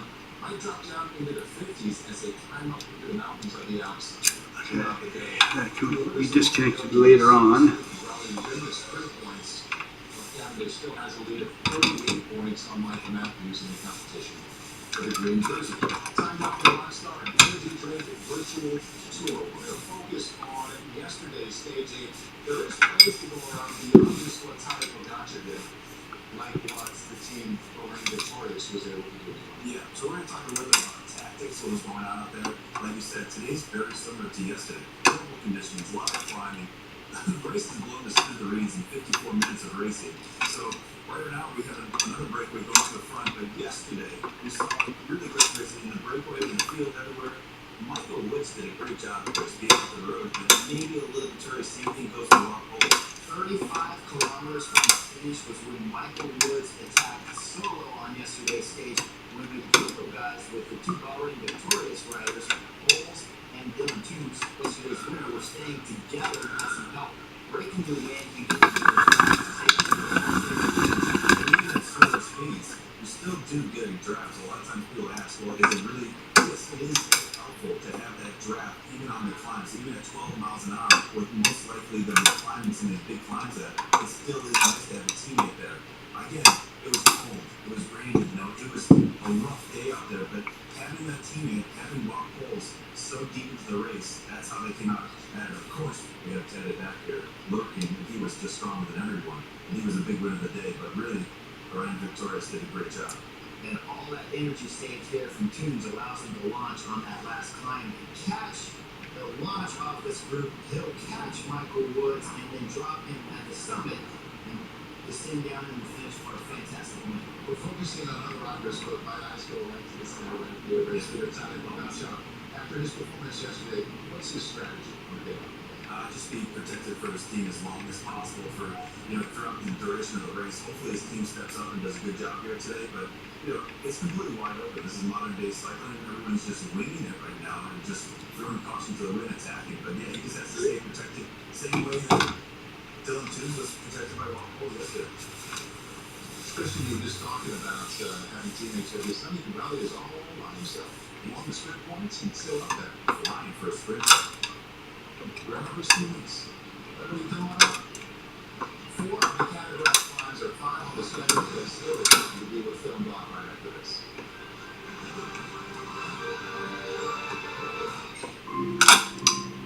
I thought I was managing my moderate to severe Crohn's disease. Then I realized something was missing. Me. My symptoms were keeping me from being there forever. So I talked to my doctor and learned Humira is the #1 prescribed biologic for people with Crohn's disease. The majority of people on Humira saw significant symptom relief in as little as 4 weeks. And many achieve remission in lives.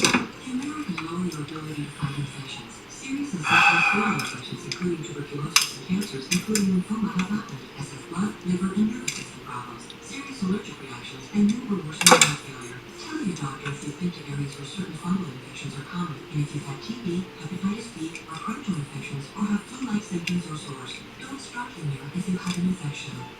Be there for you and them. Ask your gastroenterologist about Humira. With Humira, remission is possible. This is the greatest sock never sold. Every time you buy a pair of comfy Baba socks, you give this pair to someone in need. And thanks to you, we just donated 40 million of them. Give a pair when you buy a pair and get 20% off your first one. Jason, did you know Geico could save you hundreds on car insurance and a whole lot more? Oh, so what are you waiting for? Michaela Maroney to get your frisbee off the roof? I'll get it.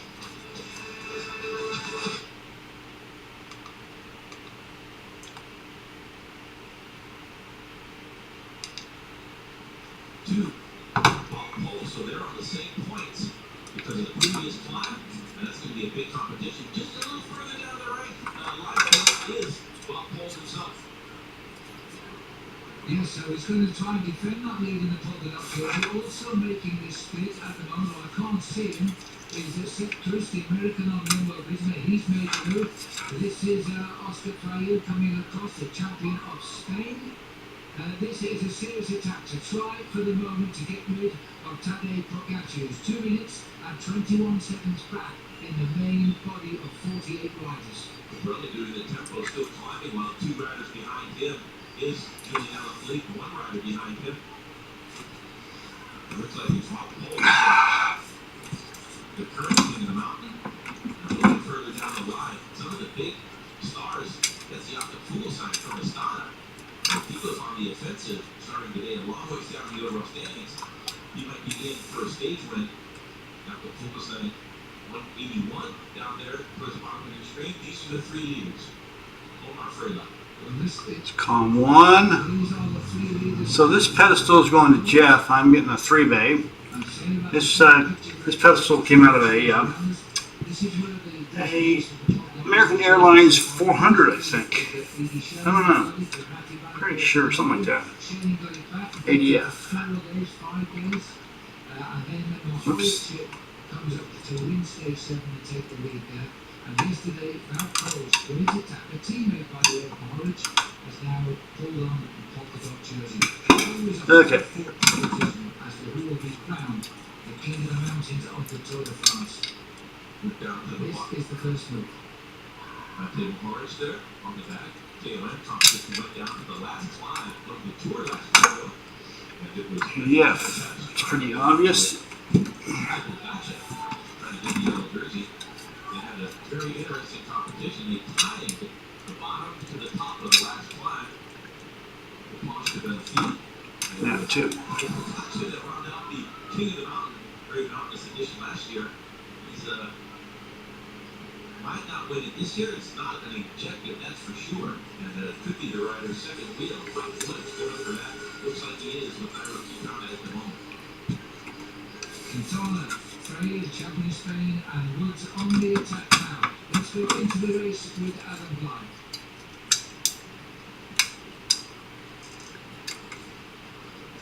So, as you just said, we've just started the climb. One thing I've noticed, Tadej Pogacar is on a new bike. He's on a special yellow bike with a yellow jersey, obviously.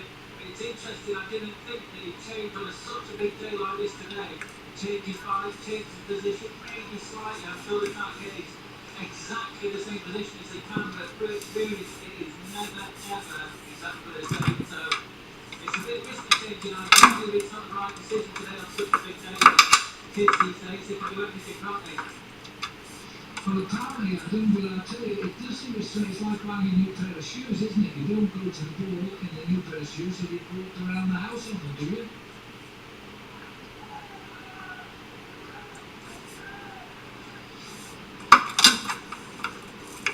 So I've got new pair of shoes on today, but basically because it's absolutely freezing cold and my feet got cold yesterday, but it is risky, so I'm not sure if it is the right decision.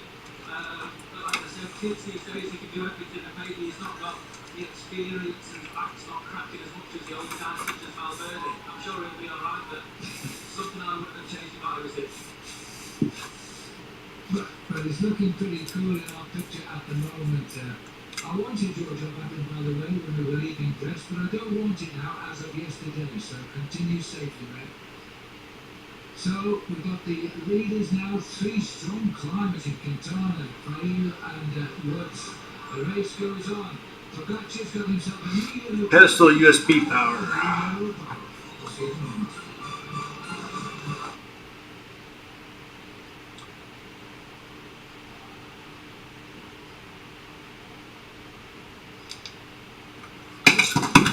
You said it.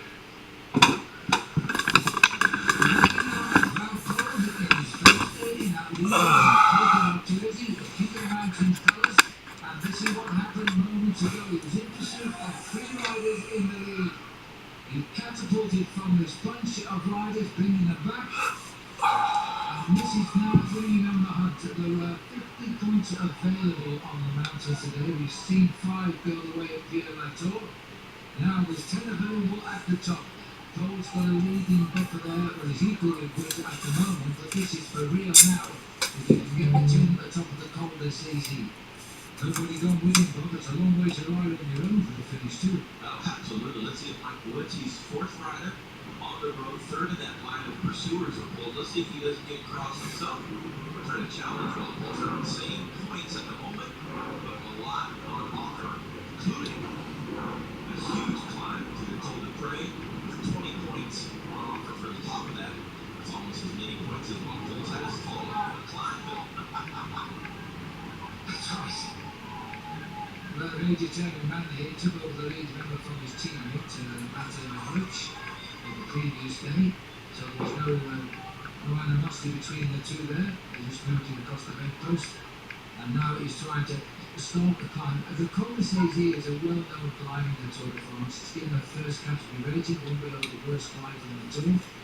And he's trying to move clear. As you can see, the weather is pretty atrocious. Okay, let's label that cable. The next climb after this, the Col de Prey, which is taking us over 5,700 feet. A big cable.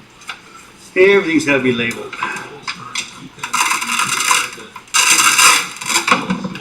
Everything's got to be labeled. There's a USB hub coming out. Everything's labeled.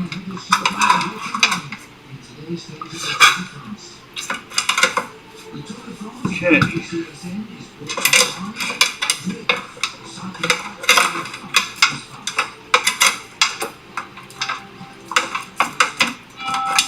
When we heard there was money in the home, we didn't want anyone to deal with it.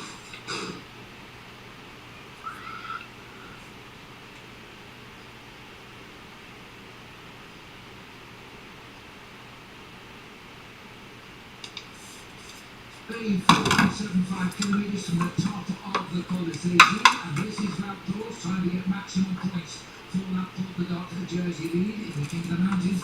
But behind is a group of 10 riders now. Young riders, the American is in this group. He's approached the gap, and also the Australian Ben O'Connor. There's a lot of drama. There's a lot of drama now. To win the series, he needs to carve on the tour. Giving them out points upcoming. Paul's not making it easy on any of the other riders. In the breakaway, it's split up on this line. You can see the remnants of that just in front of the cars. But Paul's another stormy inning. Any nut drivers and a stubby screwdriver. Two EF riders. So it's a keep this in the peak.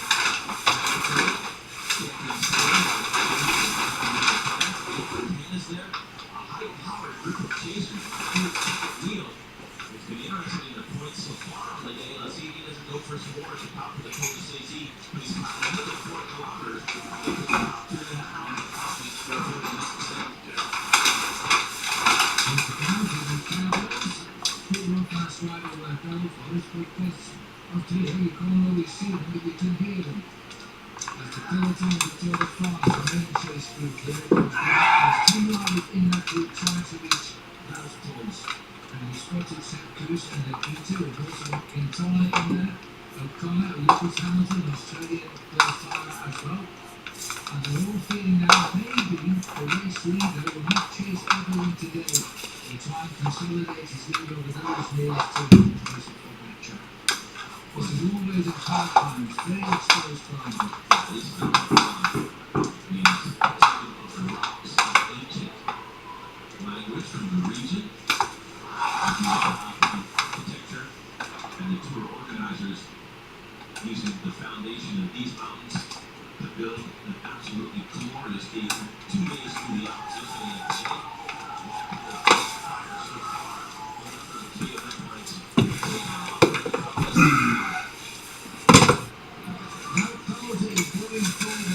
Inside 4 kilometers to go, and he's being chased by Michael Woods. We'll take a break.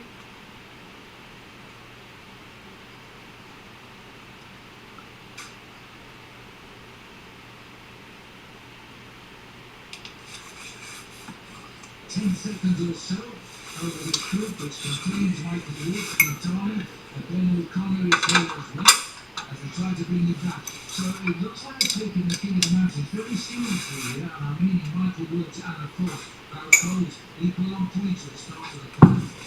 Ben O'Connor second wheel.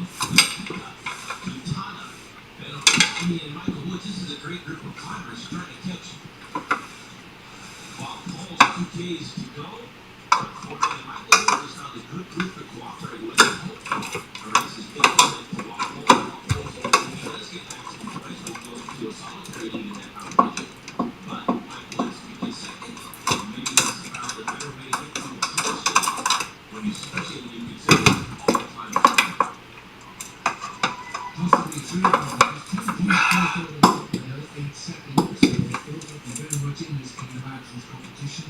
When we get to the next climb, the dry and cold of Bay is 20 points for the first man over the top. Wout Poels, the lone leader, just noticed they're carrying underneath his Velocity jersey this. I mean, trying to have some food, trying to get some points, trying to get another rain jacket. It must be pretty cold, but Wout Poels, a master of multitasking at the moment. Well, I don't know what it is going in, but let's find out. Let's ask Adam Blythe.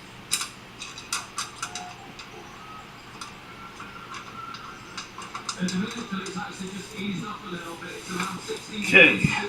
Celsius. Let's see if we can screw these now. So it's still quite still. it looks like it's going to be raining all day. Down in the valley there's definitely a lot of rain coming up. There's not so much, not a lot of wind, but it's definitely chilly with definitely forecasting the roads are completely soaking wet through there. Take that pedestal screws.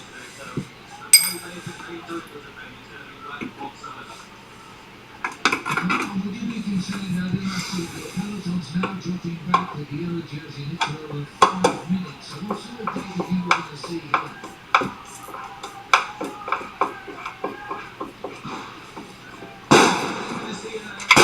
Still got fireworks going on the side.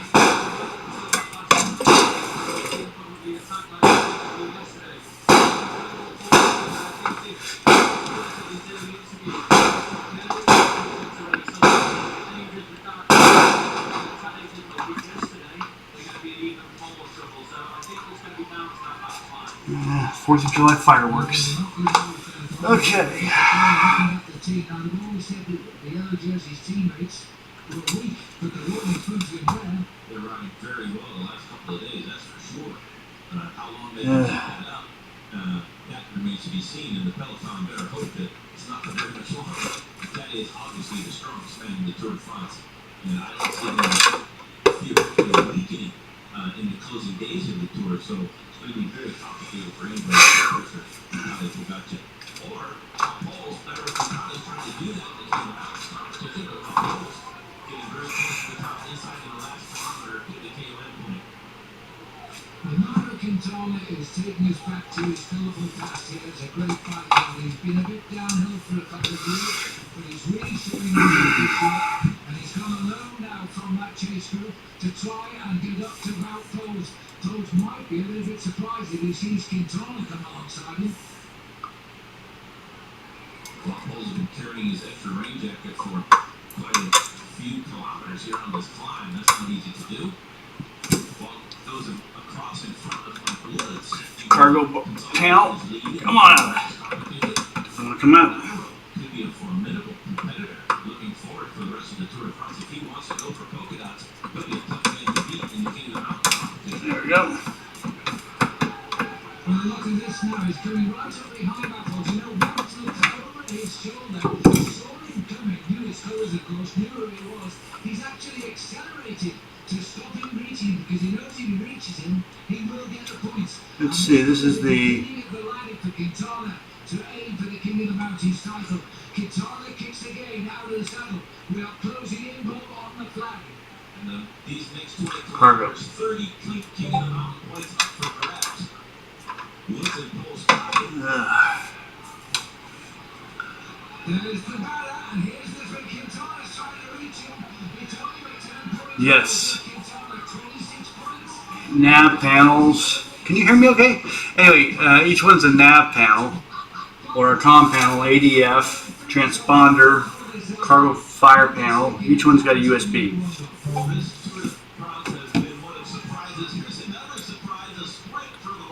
Great.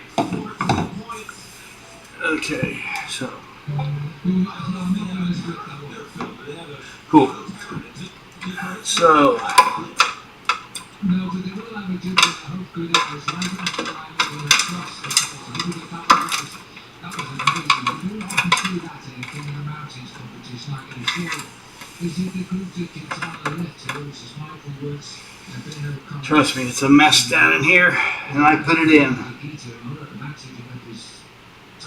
Okay, take this power off. A little bit of a plateau now before we start to descend again. It's quite a tricky old descent, this one, but once we get to the bottom of course, we're on the monster of the day, which is the... I should take this one off. This is the 5 volts. Pedestal 5 volts. And this is the pedestal USB.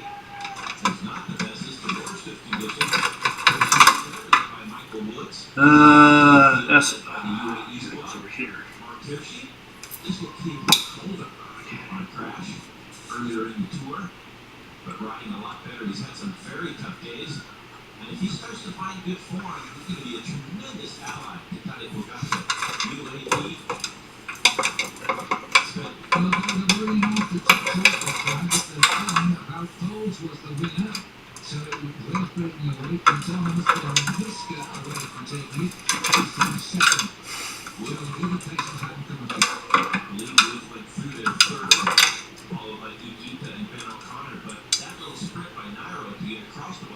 Let's start cutting some tie wraps away here. I gotta get some of this wiring out of here.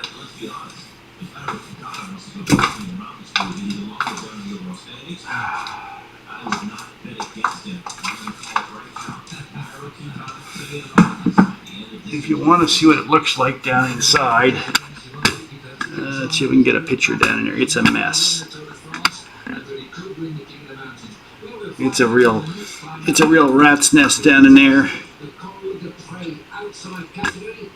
The sys board is down inside there. Anyway,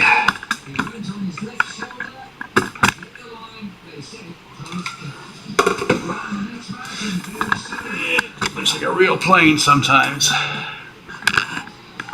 Your mission: stand up to severe rheumatoid arthritis and take it on.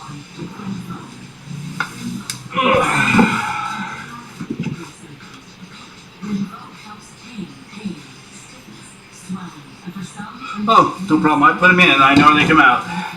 It's not really a matter of cutting tie wraps and pulling wires out. Everything's labeled. Everything, both sides of each wire is labeled. This doesn't scare me in the slightest. I built it. See, I think I built this, Jesus, 5 years ago. Probably rebuilt it a couple times.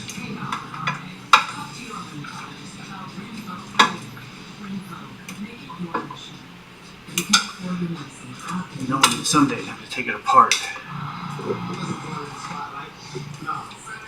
Okay, here's the USB for the rotor trim. That goes way up underneath there.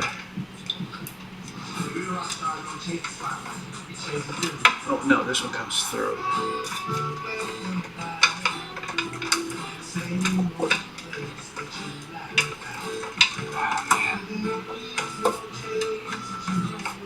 Headset.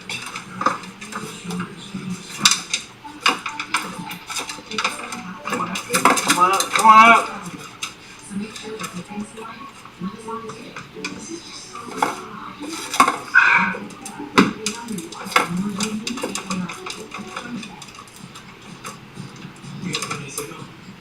Nope. I see this here. Tie wrap.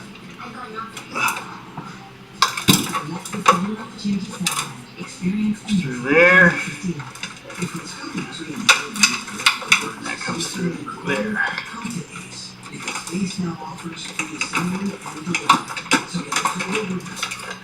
Comes out. We're going to rebuild a new pedestal, a 3-bay, so all this is going to have to go back into a new unit.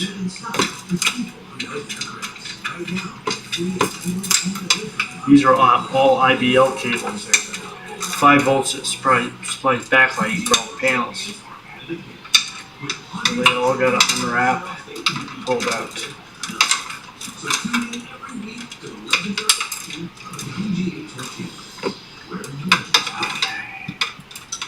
How do you turn mild-mannered king with empty into an unstoppable force of nature? He touches a cool. The record is great. Going hot and love. You will see.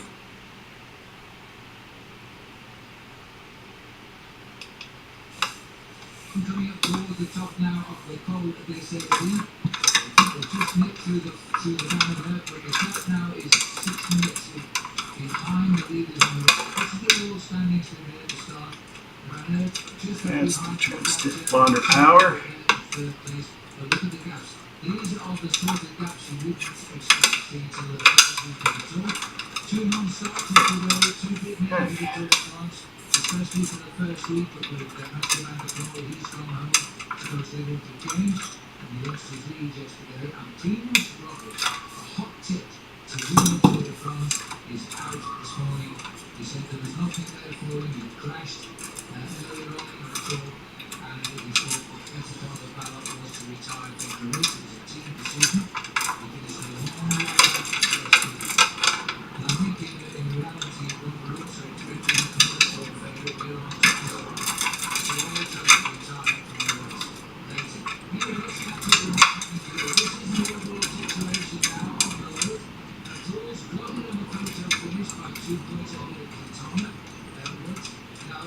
It's Nairo Quintana in the red jersey up front, and he's just trying to graduate from down Thomas. The overall sound of goal speed. Michael was his second 29. Quintana's now into third with 24 points, and he's just The guy that's getting this pedestal is in town. He'll be picking it up tomorrow. He's going back to Minnesota with it, and he yokes in the pedals. So I have to all disassemble. I really don't want to try to do it tomorrow. That's why I'm working late.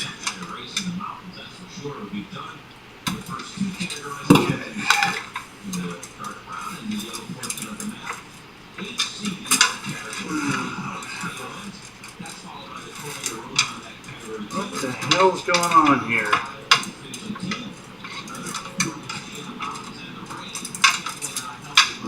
Mess of this.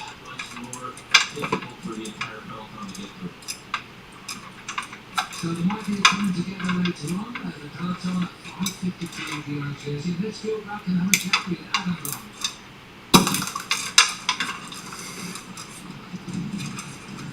So just behind you, Bob, you can see Ryder's still getting on. One rider we're probably not going to see for a long time is Mark Cavendish. I spoke to him this morning and Careful, he was Pat. knackered, he was in shock, but mainly he was in shock from the guys that had to repack him yesterday. The last one on the road was Thomas. He had the last two screws in there. And they've really never been able to repack him. They're always used to bouncing up the climbs and being at the front of the races. Mark was telling me that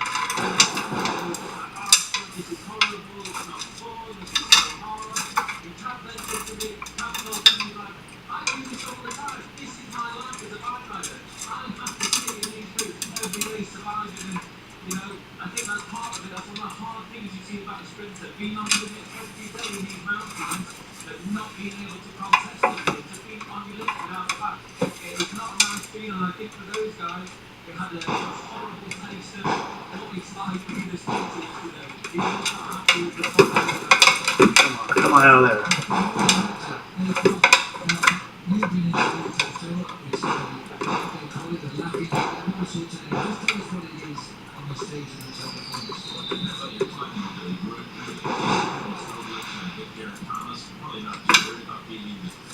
Go way over there.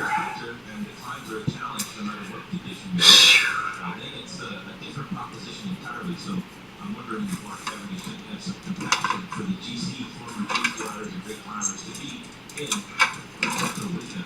Not a good day for a lot of riders yesterday. And it's a long way home when you're in the Tour. You're always worried about the elimination from the Tour de France. We continue in our journey to the Paris today.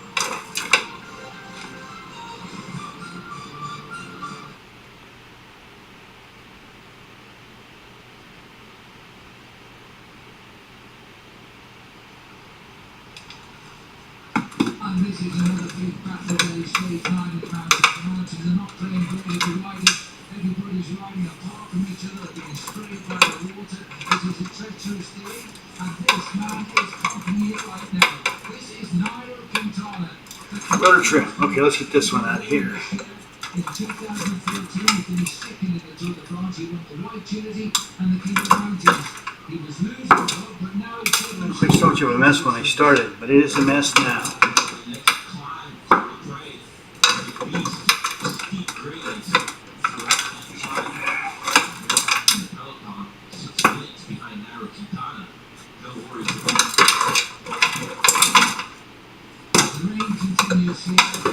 This morning, one rider who is not enjoying his Tour de France was the winner in 2018, Geraint Thomas. And here he is talking before the start today.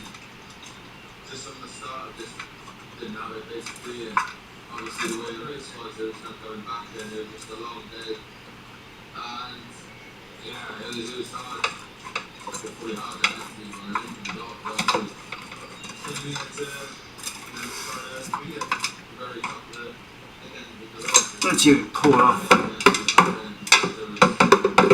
No, just come off this end.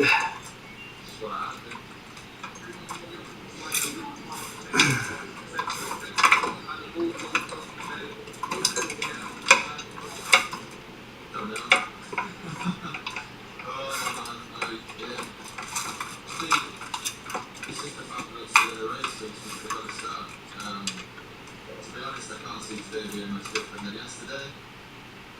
But yeah, we'll just look into today, see what happens after tomorrow, we can actually make a decision.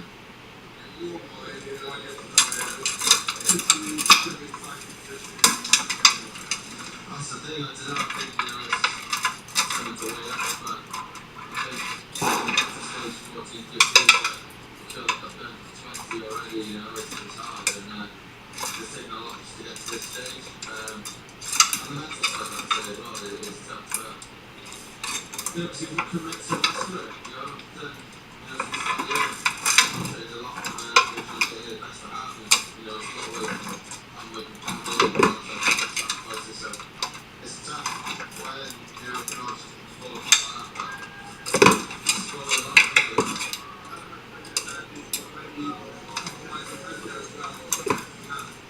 That's definitely one of the things we've got to take into account as well, really, and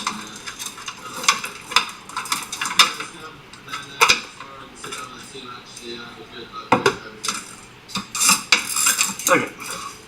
Well, I have to say, I've never heard Geraint Thomas speak so personally as that ever in any of the Tour de France. It really is this a big test day for him. He's back in the main field at the moment, some 6 minutes back, and decision time tomorrow when he's on the rest day. So I don't think it'll just be a decision time either for Geraint Thomas. A lot of riders are getting a little fed up with it. Tadej Pogacar is dictating the pace, and Lorenzo dictating the conditions. And when we come back, we saw that the time is clear, taking up to nearly 6,000 feet. See you again.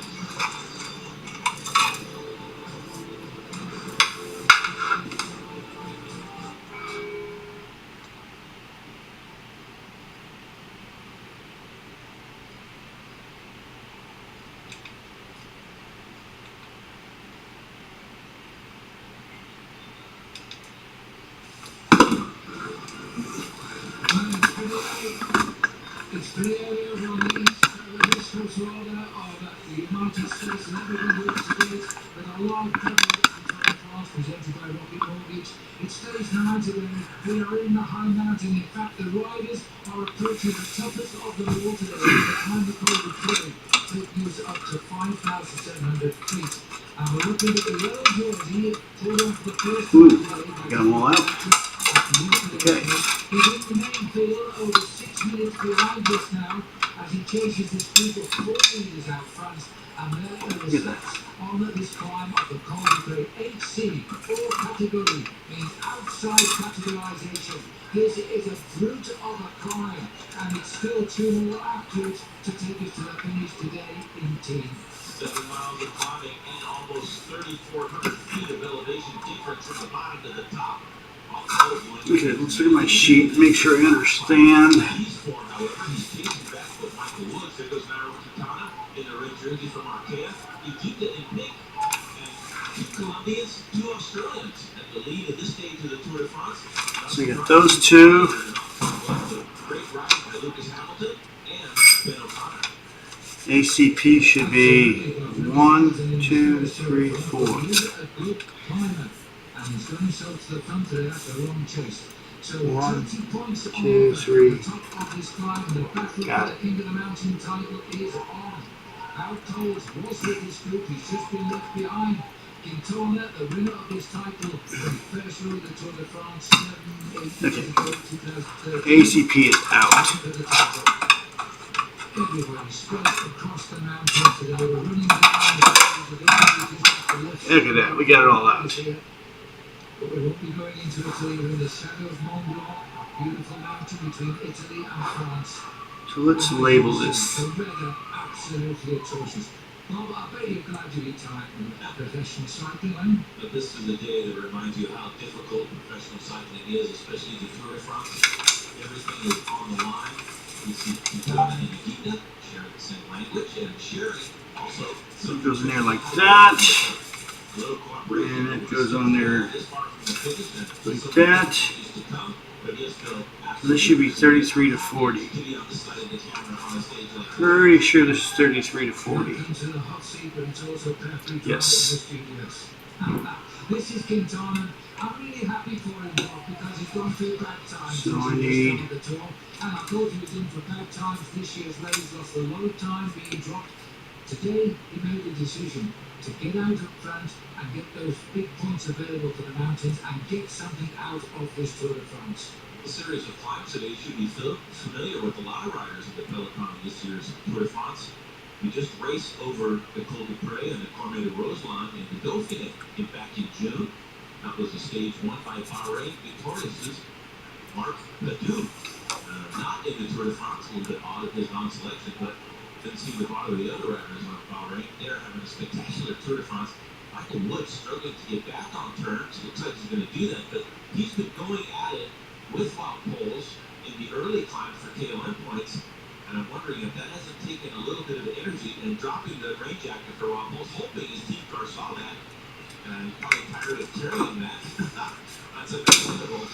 He can get that now, and Mauro Quintana back to his team car. But Quintana climbing well, and if he's going for the King of Mountain points, that could be pretty discouraging for wild poles or anybody else who wants to go for the poker runs. Good chase across here by Michael, but he finished third yesterday in similar conditions. These conditions are expected to stay with us all the way to the finishing team. And Lewis Hamilton, first time we've seen him in our camera lens at this end of the field, but he's a first-time rider in the Tour de France. He climbs it well. So this is the 9th day of racing in the Tour de France. We can all look forward to a rest day tomorrow for the riders. They will be in the house. But the most notable we have seen is that the starters were two notable non-starters. Matthew Van Der Poel led the race for 6 days. No, that was ACP. That's This is a audio control panel. Controls the radios, which one you're using. So, audio control panel. This is a comm radio. Just the back of it. And this is a nav radio. Similar. Transponder. And what do we got left? ADF somewhere. ADF. Rudder, and then we got a rudder trim panel. Okay, so Michael Woods of Canada here in the Israeli startup nation team in the white. Just come across the gap. Peter jumps onto the back rail, checks in with his team car while he goes. Great climber, former champion of Colombia. Okay, the second one, the third one should be fire control. It's a long time since these riders followed this man over the mountains. A little cheat sheet for my cheat sheet goes this way.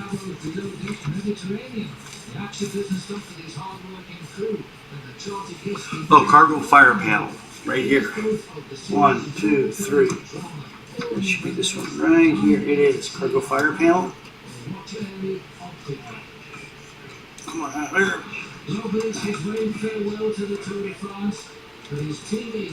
Okay. Cargo fire panel.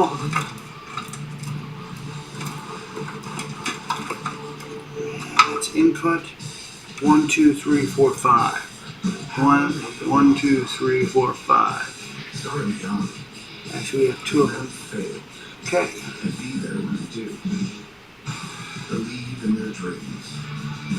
The more wild and absurd, the better. Because bringing out the best of them takes the very best of us. This is the greatest sock never sold. Every time you buy a pair of Chicky Baba socks, you give this pair to someone in need. And thanks to you, we just donated 40 million. Give a pair when you buy it, 20% off the first one. What is the point of the spotlight? No. Hey, the brand shine. Like a star on a hot night. So, this is the cargo fire panel. And it has a lot of switches and wiring. Input and output stuff. Cargo fire panel.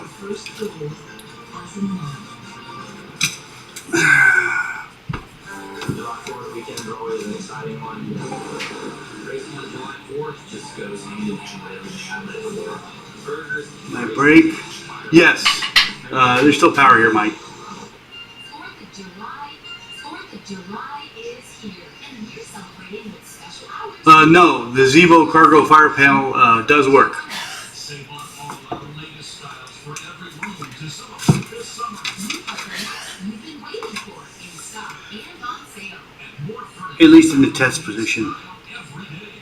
And with additional sale pricing store-wide, our prices are unbeatable. Yeah, Mike, I still have power here, but no problem. More furniture. Everything's fused.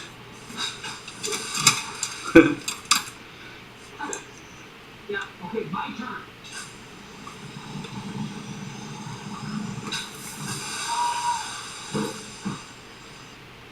Raspberry. Oh, no. Peach raspberry. Did you not fill the tank up with you?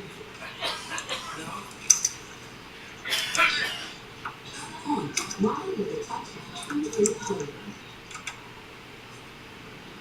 The Tour de France literally grinds its way up one of the toughest climbs of the race, the Col de Pré, which tops out today, 5,700 feet. These are the leaders, Bob, and Quintana doing all of the work at the front. Trying to keep waffles off the back of the lead group. That would go a long ways of giving them a tremendous amount of points in the KOM competition. Well, Mike, I'm sure you absolutely know how much of a mess this is. Let's see what the stream is doing. I can't stand over and type at the same time. Let's see. Yeah. Just coming into the base of the climate machine, I wanted to show you what our windshield looks like. This is what the riders are going to see. We turn the windshield wipers off, so Yeah, I am going to rebuild the sim. We're not fixing. We're going to rebuild the sim, so we have to disassemble everything. Everything in here is coming apart.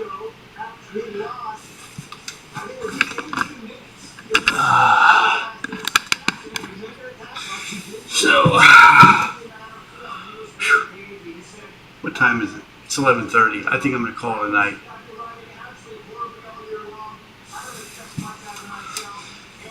Let's see.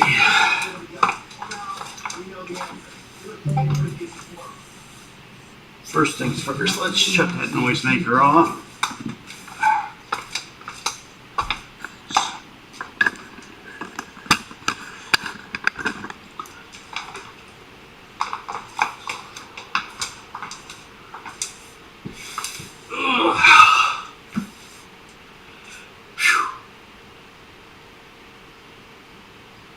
So, in case you guys didn't see it,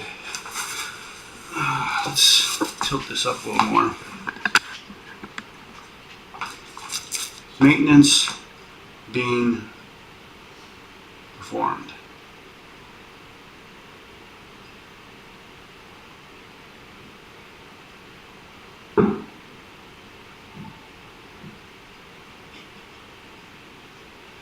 So,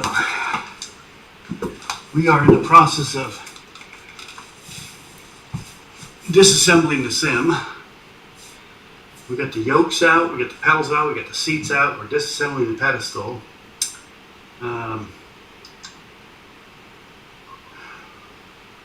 Everything's going to come apart. The MIP's going to come out, the throttle tolerance is going to come out.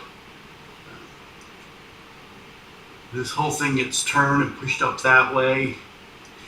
We lift it in the air, we get this platform out. Then we bring in a new platform with real yokes and real pedals from Boeing. Boeing style, not Boeing style, real Boeing yokes. And we build a new platform in here in the same room and transfer this shell into the new platform. And then we build everything with a new pedestal. So I need to get this old 2-bay pedestal. This is a real one. Came out of a 200. And I got to strip it out because the guy that's getting it, Jeff, is here in town to pick it up. So we'll be working early in the morning. Tired. I've done enough for one night. So I should be able to shut this down. Get a little relay back there and just shut this off. This should shut all the power off to all the circuits here. Point, just like that. Turn those off. We still get the 5 volts on the computer because the 5 volts for the computer is still hot, but I'll drop the circuit breaker in a little bit.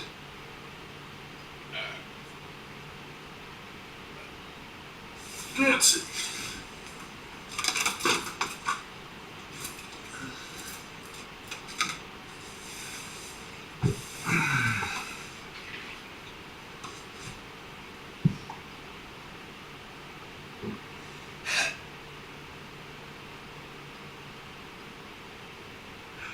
Absolutely, yeah. A month's worth of Monday Night Groove flights, maybe a month and a half or so. Yeah, I won't be flying for a while. This is the new equipment's not even here; hasn't even shipped. So.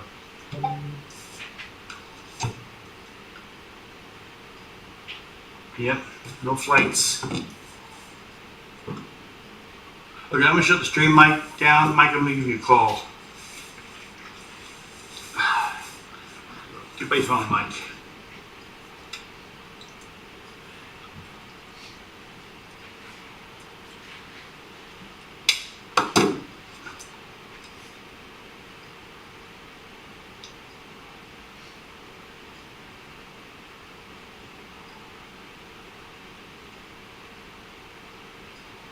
Shut that stream, guys. Hey, Mike. I'm gonna shut down the stream here. Hold on. Where's my mouse? How was being over your brothers? Okay, guys. I'm gonna shut the stream down. Let me shut the stream down, Mike.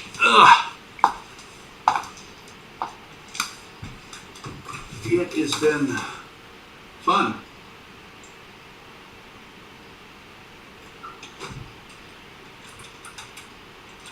Yeah, gotta get in there and unhook some wires. Thanks. Oh, I can't do that. Okay, I'm just gonna shut the stream down here. Let's see. Let's shut down OBS. Okay, we're shutting down. See you guys. Stop streaming.